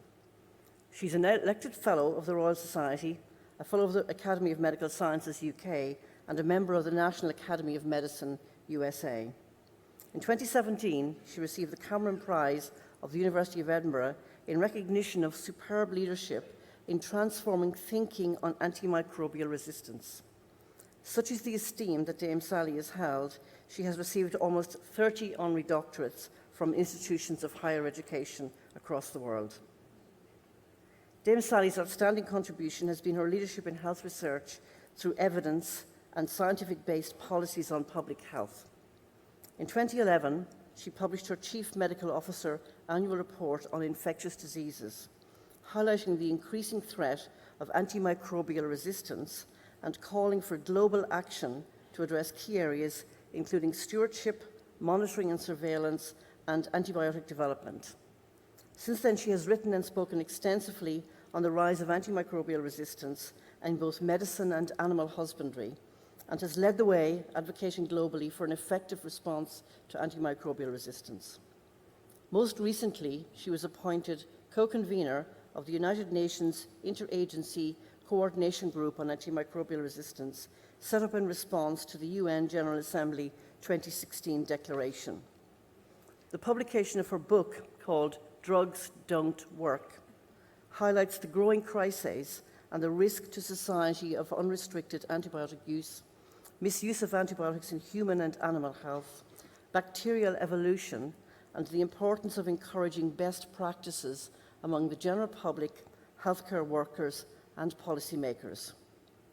Appointed in 2010 as the first woman to hold the office of Chief Medical Officer for England since the post was established in 1855, Dame Sally will take up a new post, a new pioneering role later this year as Master of Trinity College, Cambridge, and again she will be the first woman to hold this appointment since the post was established in 1546.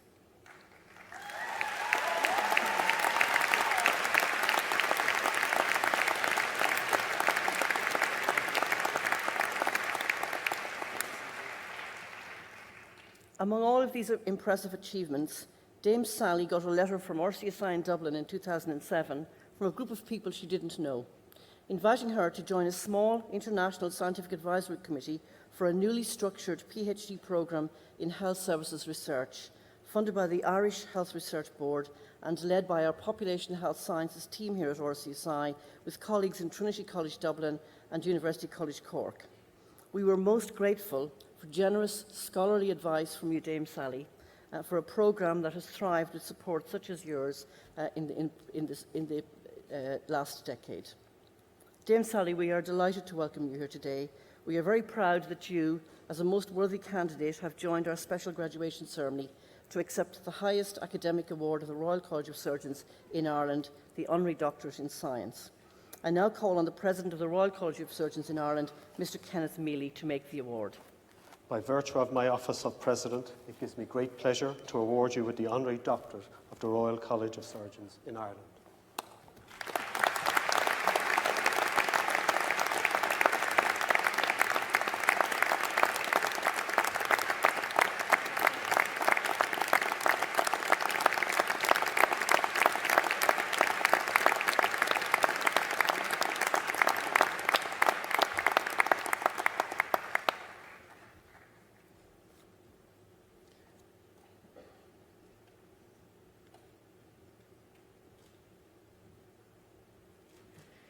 It now gives me great pleasure to invite our Honorary Doctorate recipient, Professor Dame Sally Davies, to address us.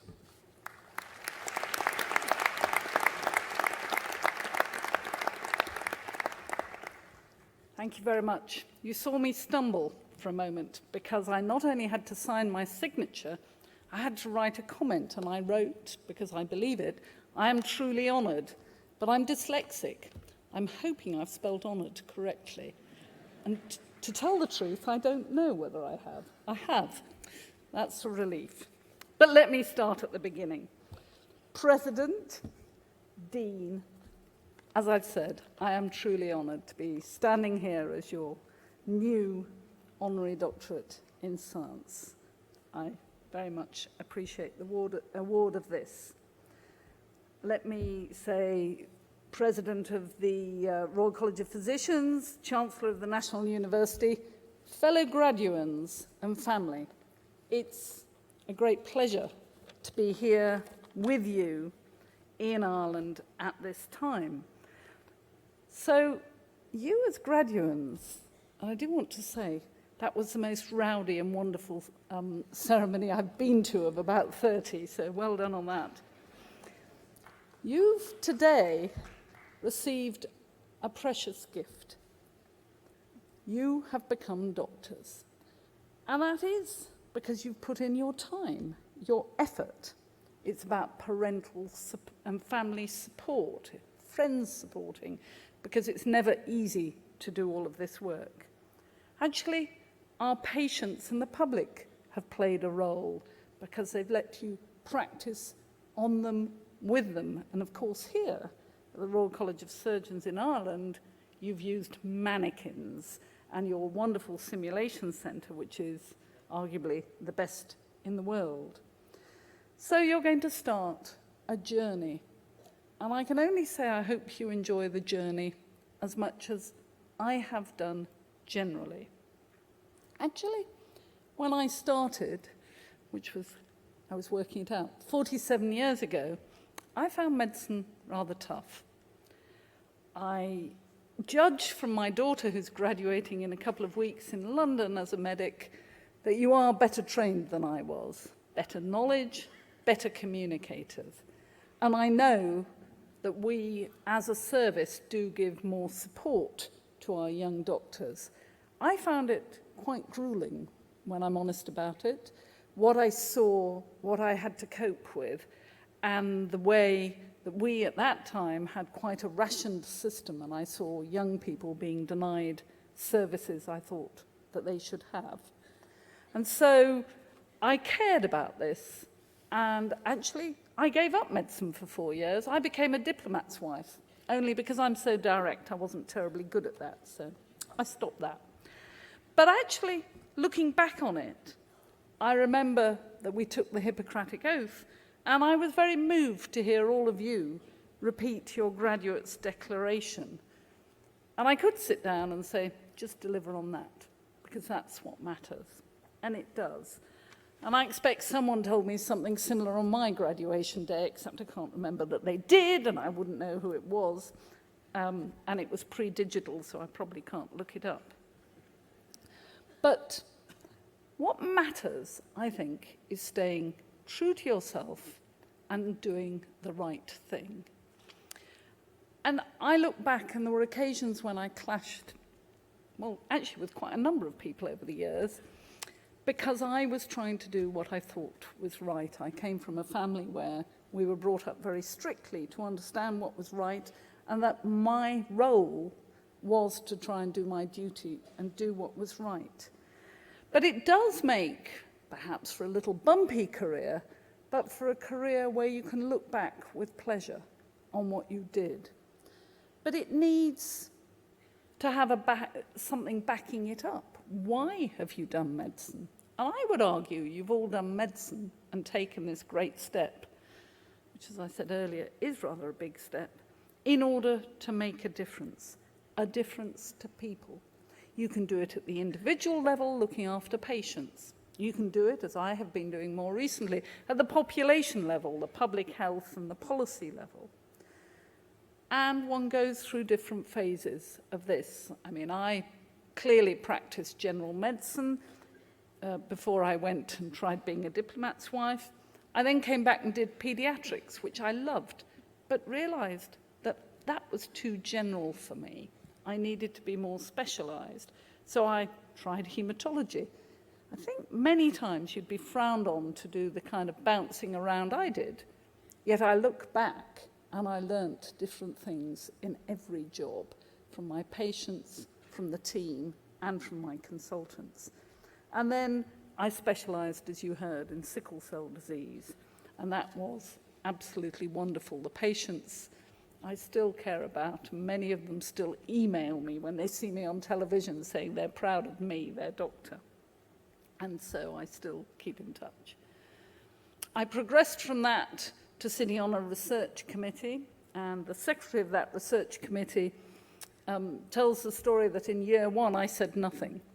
In year 2 I asked some questions. In year 3 I said, no, we need to do it this way. And in year 4 I became the chair of it. But I have to say that before I became chair, when they told me they wanted me to chair it, I had a real dose of worry. Could I do it?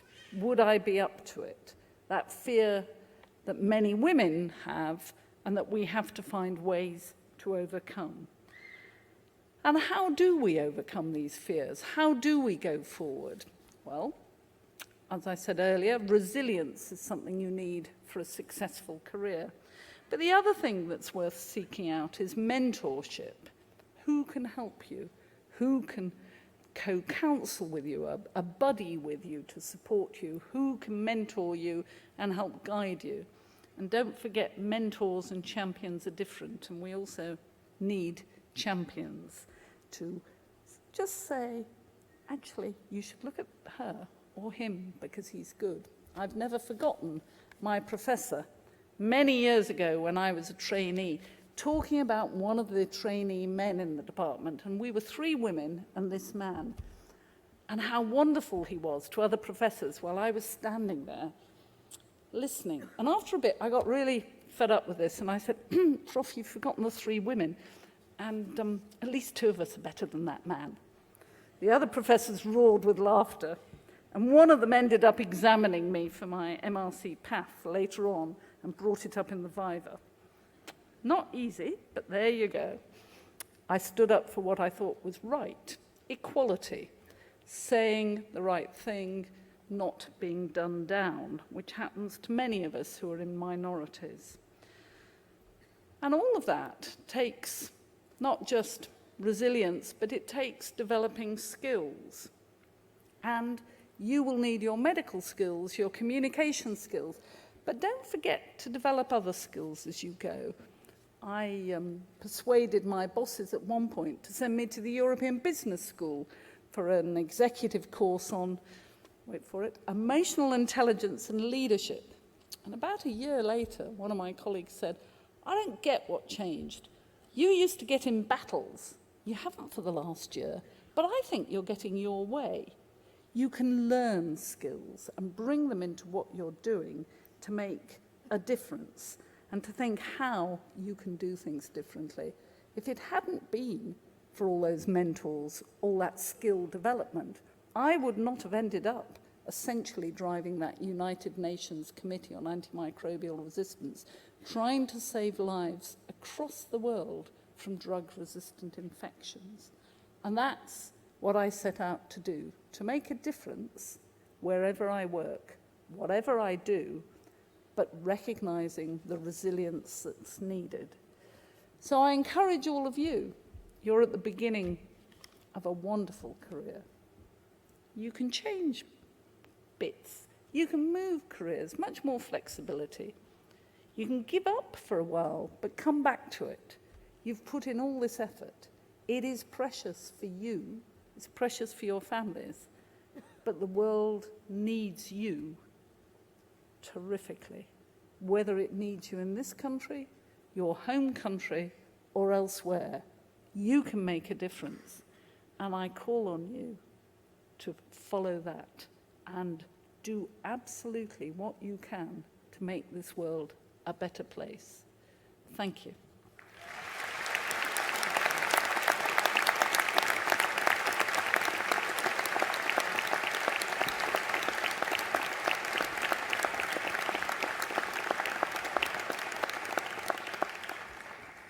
Thank you very much, Dame Sally, for that wonderfully appropriate clarion call. It now gives me great pleasure to invite Professor Arnold Hill, Head of the School of Medicine, to come forward to introduce our prize winners.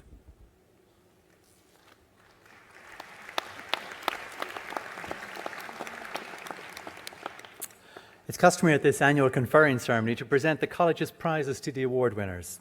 The prize will be presented by our president, Mr. Kenneth Mealy. And if I could ask our prize winners to come forward when called upon. The first prize is the Desmond Murray Council Prize, who goes to that student that got the highest mark in medicine, surgery and obstetrics and gynecology. And the prize winner is Deirdre Harford.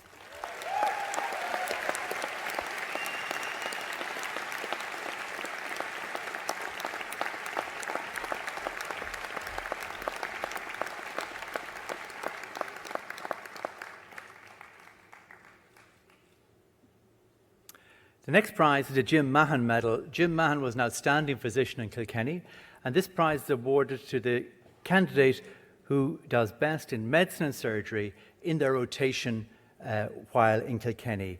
And the winner of the prize is David Moore.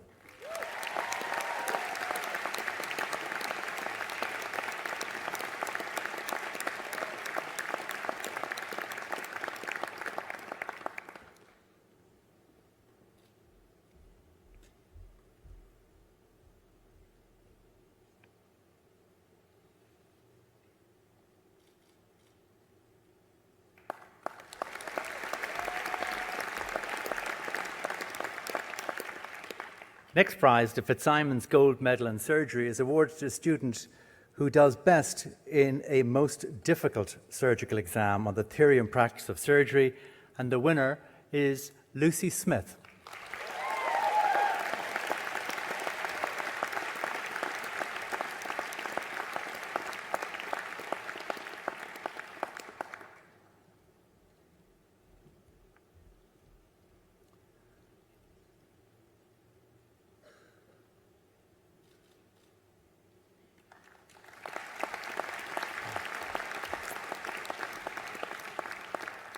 The Leonard Abrahamson Gold Medal and Prize is awarded to a similar written paper in medicine, and the winner is Elizabeth McGee.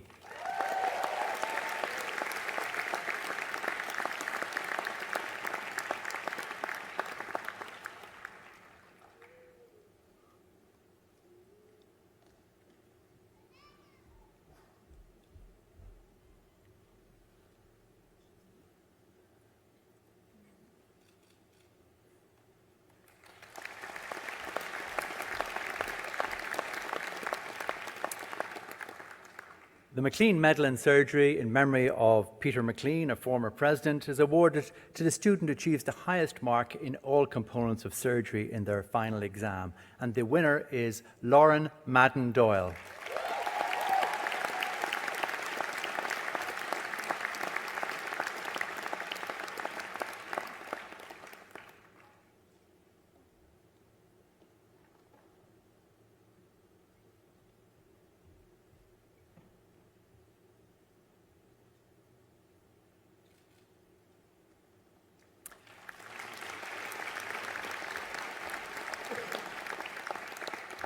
The Osler Medal is awarded to a student of Connolly Hospital following a competitive clinical examination, and the winner is Derval Ní Cathán.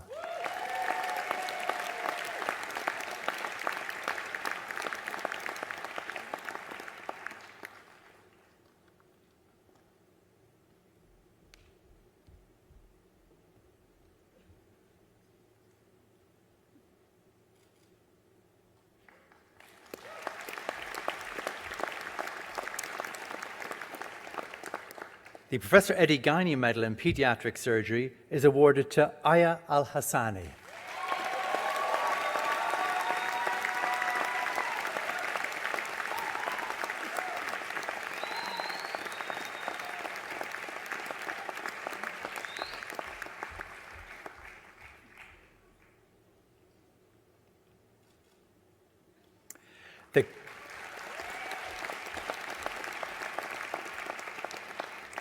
The Quinn Prize in Ophthalmology is awarded to Deirdre Harford.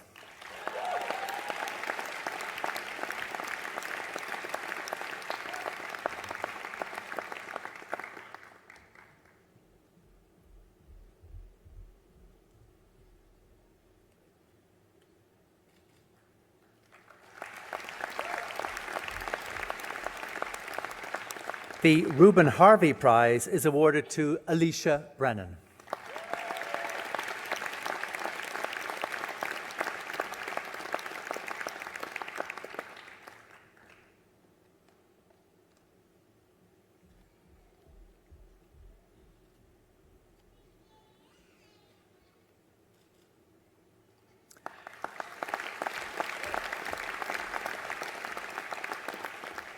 And our final prize is the Sir William Wheeler Memorial Medal for Surgery, and it goes to Aya Al-Hassani.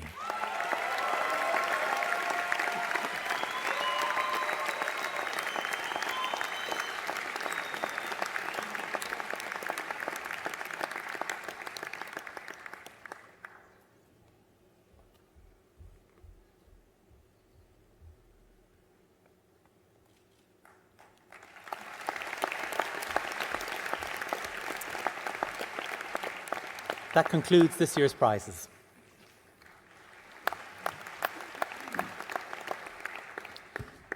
It now gives me great pleasure to invite officially for the first time Dr. Alicia Brennan to address us as class valedictorian for the class of 2019.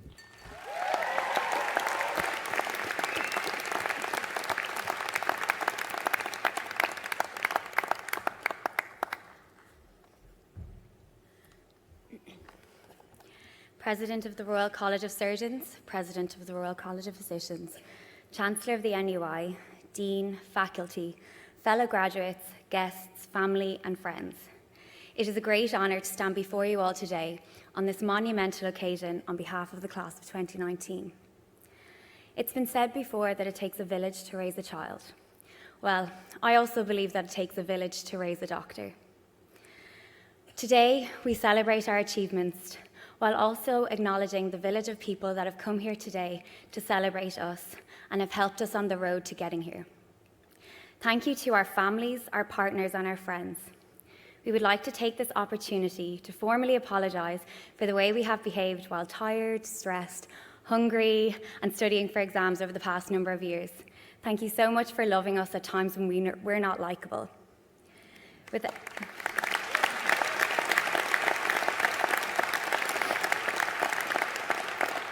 Without all of your support, your saint-like patience and constant encouragement, today would not have been possible.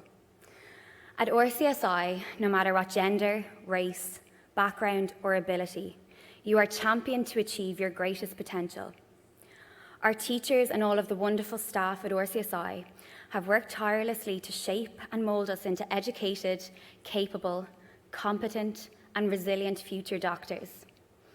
In particular, we would like to take this opportunity to thank Professor Hill, Professor McIlvanney, Myrna, Melanie, and all of our wonderful individual tutors across the RCSI hospitals. Thank you so much for your dedication, your time and effort towards getting us over the line this year. An honourable shout out to Siobhan Murray as well and Sarah for coordinating over 300 anxious and sometimes distressed final years and for doing it all with a smile.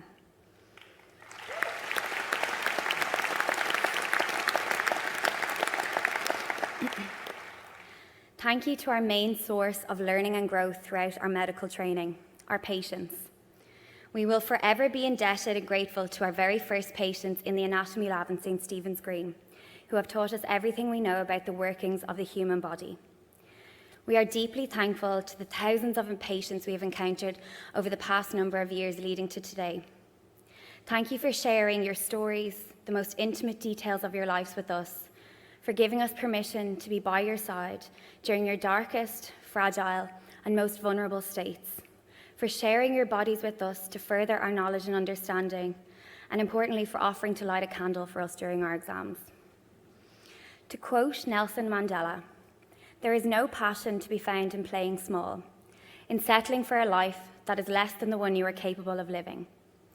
Class of 2019, it has been an extraordinary privilege sharing this journey amongst such ambitious, driven and remarkable young men and women. I have seen the finest side of humanity through you, through acts of kindness, compassion and understanding for fellow classmates.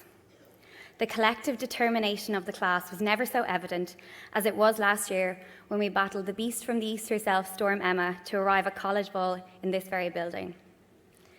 The bonds of friendship formed amongst us at RCSI are strong and our roots run deep.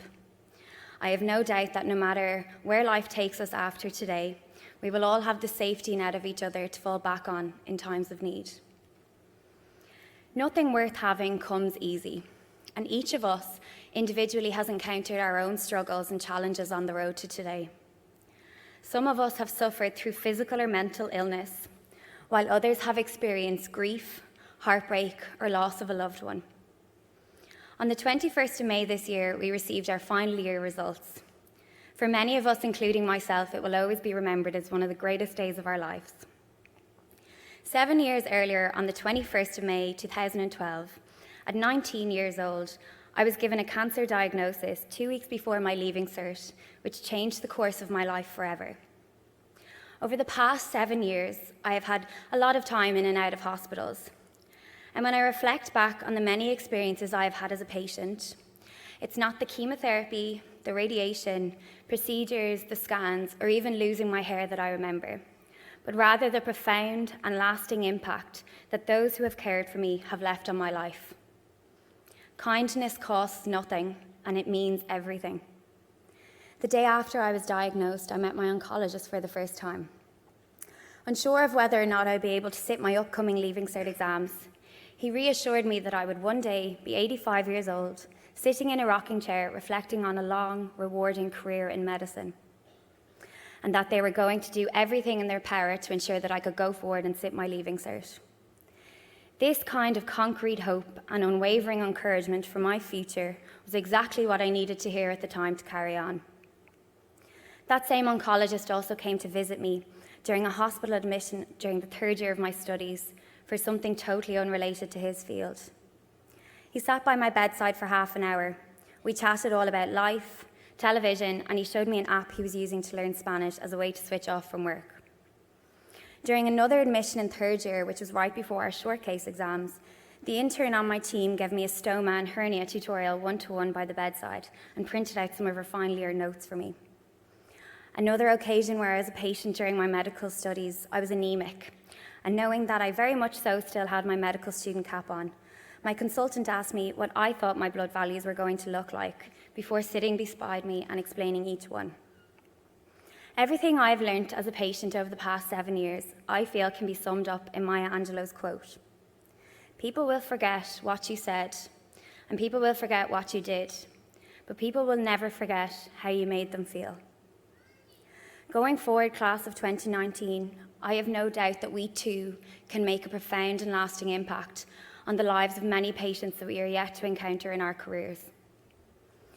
As the future next generation of doctors, we go our separate ways today and we venture out into the world. This is my prayer for us and for our future. May we use our minds to challenge the boundaries of modern medicine and be at the frontiers of cutting-edge research. May we use our ears to listen carefully to the stories our patients are telling us, and with the knowledge we've been given, join the dots. May we use our mouths to advocate for patients and speak always with words of honesty, kindness, and respect to patients, to each other, and very importantly, to ourselves. May we use our hands to heal and to hold, and to never underestimate the power of human touch. May we offer a shoulder to colleagues to lean on in times of hardship or struggle. May we use our guts to provide instinct and guide us in difficult clinical decision-making. And above all else, may we lead and practice with the heart. It takes a village to raise a doctor, and nobody has been at the backbone of our village more so than our families. To my own mum, everything I am today is because of you. Without your sacrifices, unconditional and unending love and support, I would not be here today. Thank you for raising me to believe that I could do anything. On behalf of class of 2019, thank you to the mothers, fathers, guardians, grandparents, siblings, whoever that person was for each of us here today, who believed in us, championed us, and raised us into who we are. Class of 2019, it has been an immense privilege to be your classmate and a greater honour to be your friend. Congratulations, doctors. We did it. Gurmagov.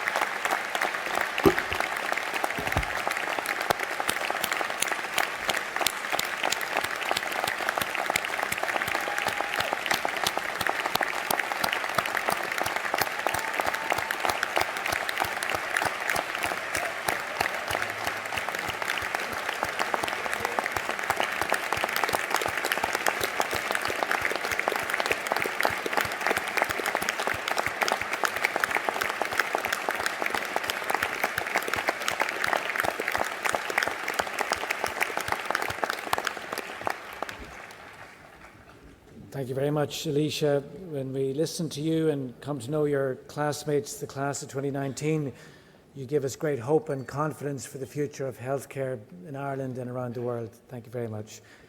It now gives me enormous pleasure to invite the President of the Royal College of Surgeons in Ireland, Mr. Kenneth Mealy to address us.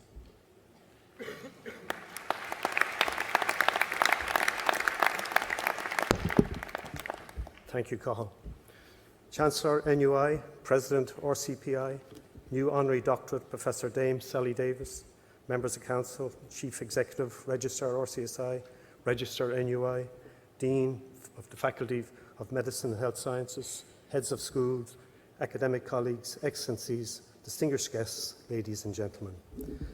So congratulations to all of you, the class of 2019. It is a great pleasure to welcome you and your families to today's conferring celebrations. All of the platform party understand the commitment, hard work and focus required to obtain a medical degree. And very soon you will embark on what I hope for each of you will be an exciting journey of lifelong discovery and fulfilment.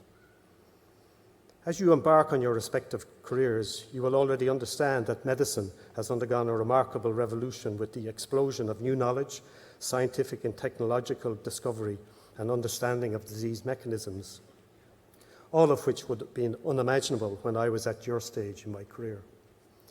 Many of you will have the opportunity to advance in careers that extend from molecular and genomic medicine to the basic and clinical sciences, whether it be laboratory or clinical based, mental health and psychiatry to family, community and public health. This ongoing explosion of new therapies and technologies within the health science arena, which will come in your lifetime, will not only challenge you, but also give you an opportunity for intellectual stimulation that will demand constant re-evaluation of your knowledge and medical skills. However, despite all the exciting advances and opportunities that the practice of medicine offers, medical practice has never been under greater challenge in most societies throughout the world. Medical costs have increased greater than economic expansion, particularly in the Western world, in a manner that most of us consider unsustainable.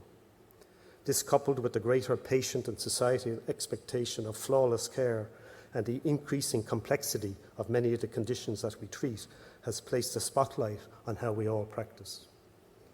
Increasingly, regulatory agencies around the world have promoted greater scrutiny of medical outcomes and doctor behaviour.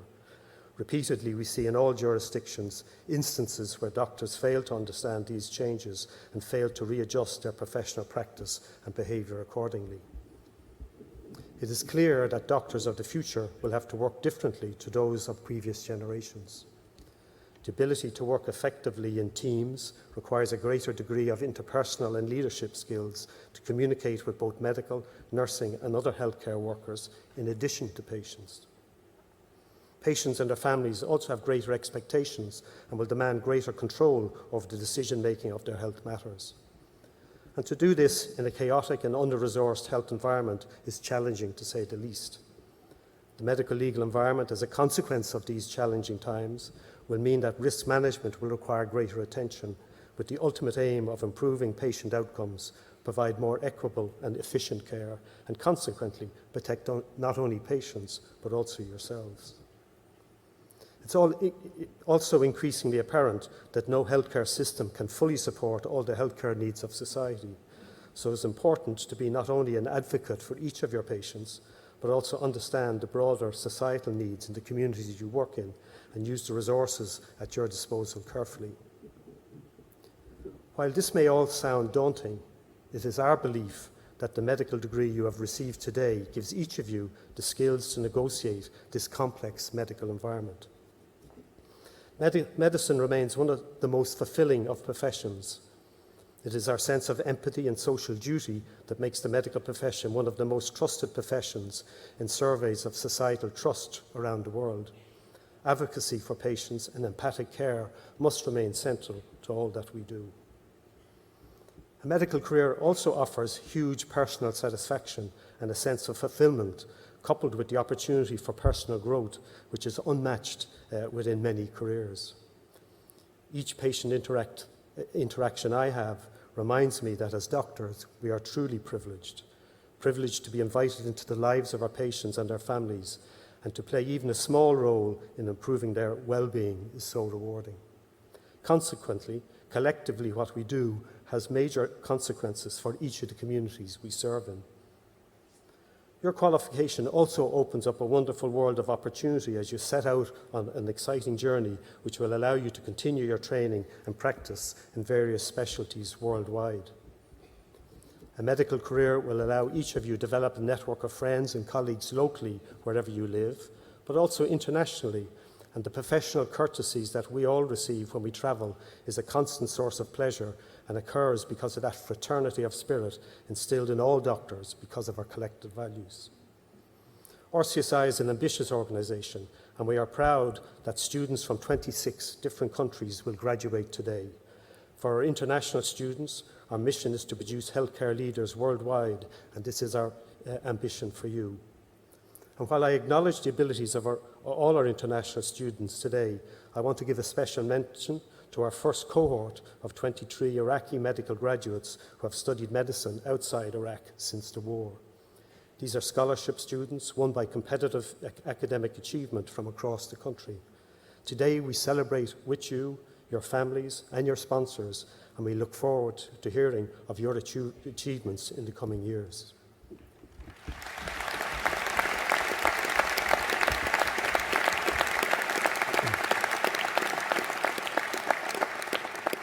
For our Irish graduates, no doubt many of you aspire to travel abroad. Your internationally valuable medical degree is one of the many benefits of your education. Travel will enrich you personally and professionally. We hope, however, that if you do travel abroad, many of you will consider returning to this college and others to help address the many challenges facing our health service. It is my belief that it is only with collective efforts can we redesign our health service to not only improve patient care, but also be more supportive of you, our medical doctors of the future. Today is also a time to thank your teachers and mentors. It is their endeavours which have gotten you here today. We ask you to remember this and in your future practice, help educate the next generation of doctors coming behind you. We are also very much aware that many of your families and sponsors have made great sacrifices to support you, and we acknowledge and applaud them today. They are, as we all are, rightly proud of your achievements. To support you in your lifelong medical journey and manage the challenges that all healthcare professionals face, we would encourage you not only to maintain the strong links you now have with RCSI, but we would also encourage you to form close bonds with those you work with, as peer support is vital for a successful practice. Today we graduate a total of 290 doctors, and you will add to the growing body of RCSI graduates who practice around the globe, and we look forward to your contribution to our other 19,000 RCSI alumni working in just under 100 countries who are making a difference worldwide and leading the world to better health. Finally, let me congratulate you again, our new graduates. I wish you every success in your personal and professional lives, and I'm confident that your award today will equip you well for the challenges you will encounter in your further training and future careers. Thank you.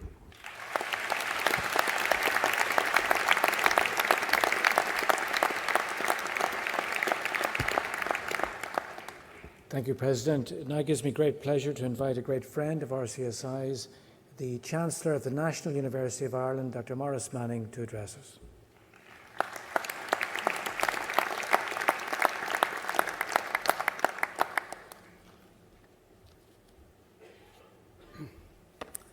Thanks, Cathal. President of RCSI, President of RCPI, members of the Platform Party, Your Excellencies, colleagues, ladies and gentlemen, but most of all, you, our new medical graduates, our new doctors.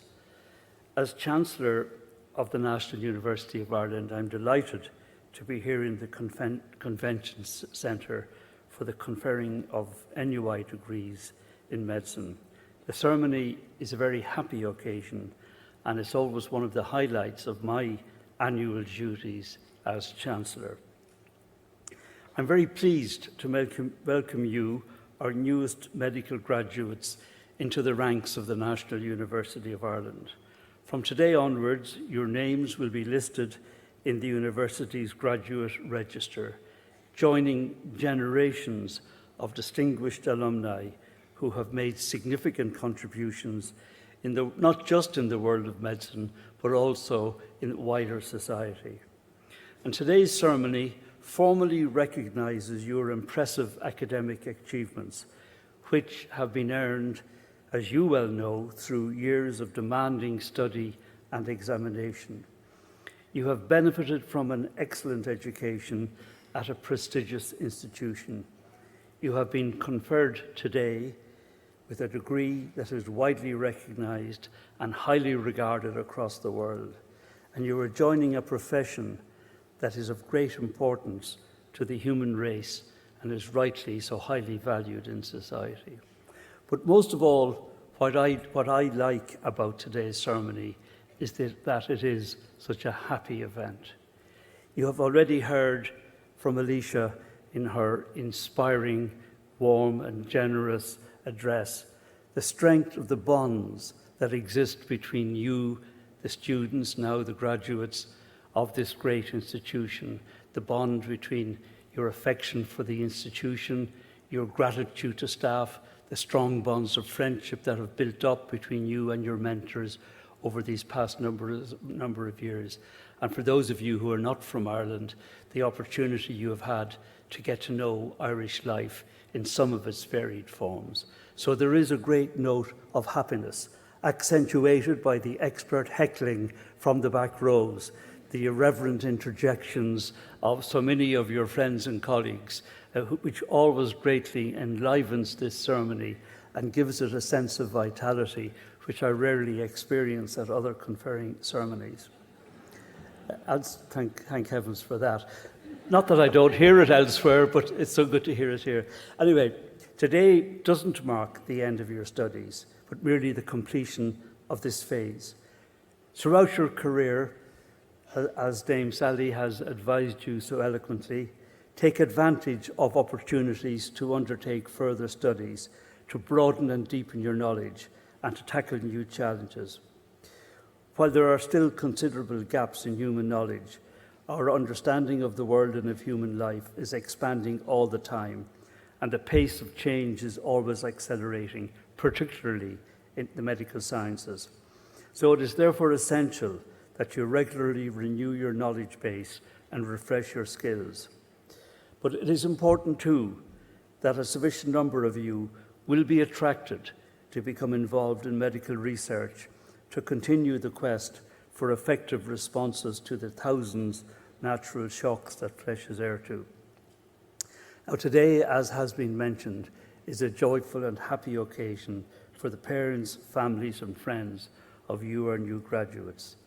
And I know that as parents, family and friends, you take great pride in the achievements of our graduates today, and that you wish them the very best in their careers to come. But in all of this, what you have experienced, the support of others, is always an element in individual success. And I'm sure that you are fully aware of what you owe to all those who are here and some who are not here, and that you will express your gratitude, as you have done earlier, in the appropriate way. Now, in these times when the world appears to have shrunk in size and globalization is the order of the day, the strong international character of RCSI is always striking. The diversity of the human body here is a source of considerable cultural enrichment to the college. It is also a great source of pride to know that RCSI graduates have made, and through you will continue to make, significant contribution to medicine around the world. And I know that many graduates, friends and families have travelled long distances to be here in Dublin today for this happy occasion. And to all of you, I say you're very welcome, and I hope, despite the weather, you get to enjoy Dublin.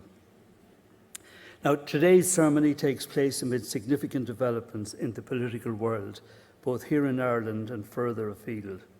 Some of these developments, in spite of the negative miasma around us, should be a cause for celebration of our democratic and European achievements, while others, less happy developments, should lead us to reflect on the values which we cherish in Ireland and which are upheld by bodies like RCSI.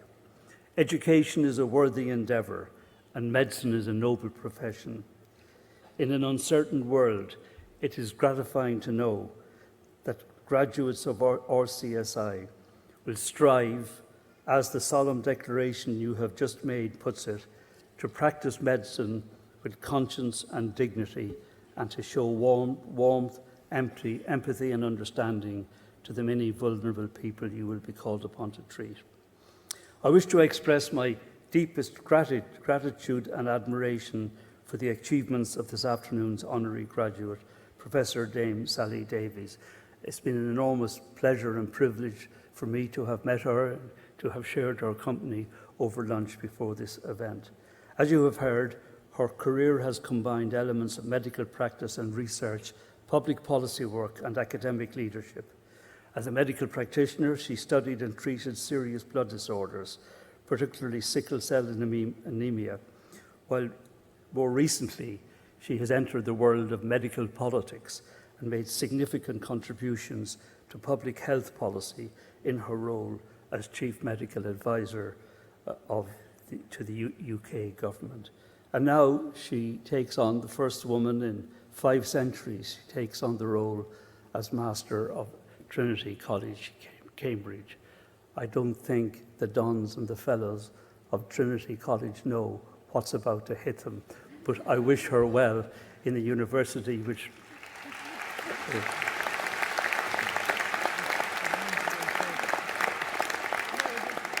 But I just want to say how privileged we are to have heard her inspirational and thought-provoking address. For the President, the Registrar, Dean and all the staff of RCSI, together with the President and members of the Royal College of Physicians in Ireland, the successful conclusion of another academic year with the graduation of new cohorts of students is an occasion for genuine pride in achievement and a cause for celebration. And so on behalf of the National University of Ireland, I extend my congratulations to all of you too. Thank you very much.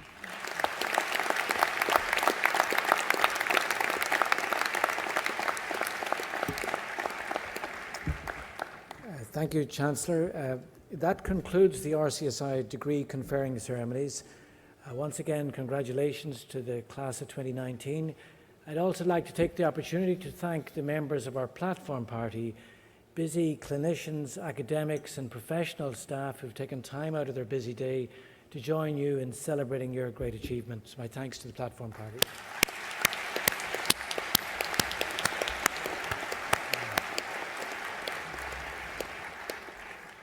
After the outward procession, I invite your guests to join us for a conferring reception immediately outside the auditorium. I'd ask the class of 2019 to remain seated for the group photograph. And finally, if I could ask you to be upstanding for the outward procession. Thank you.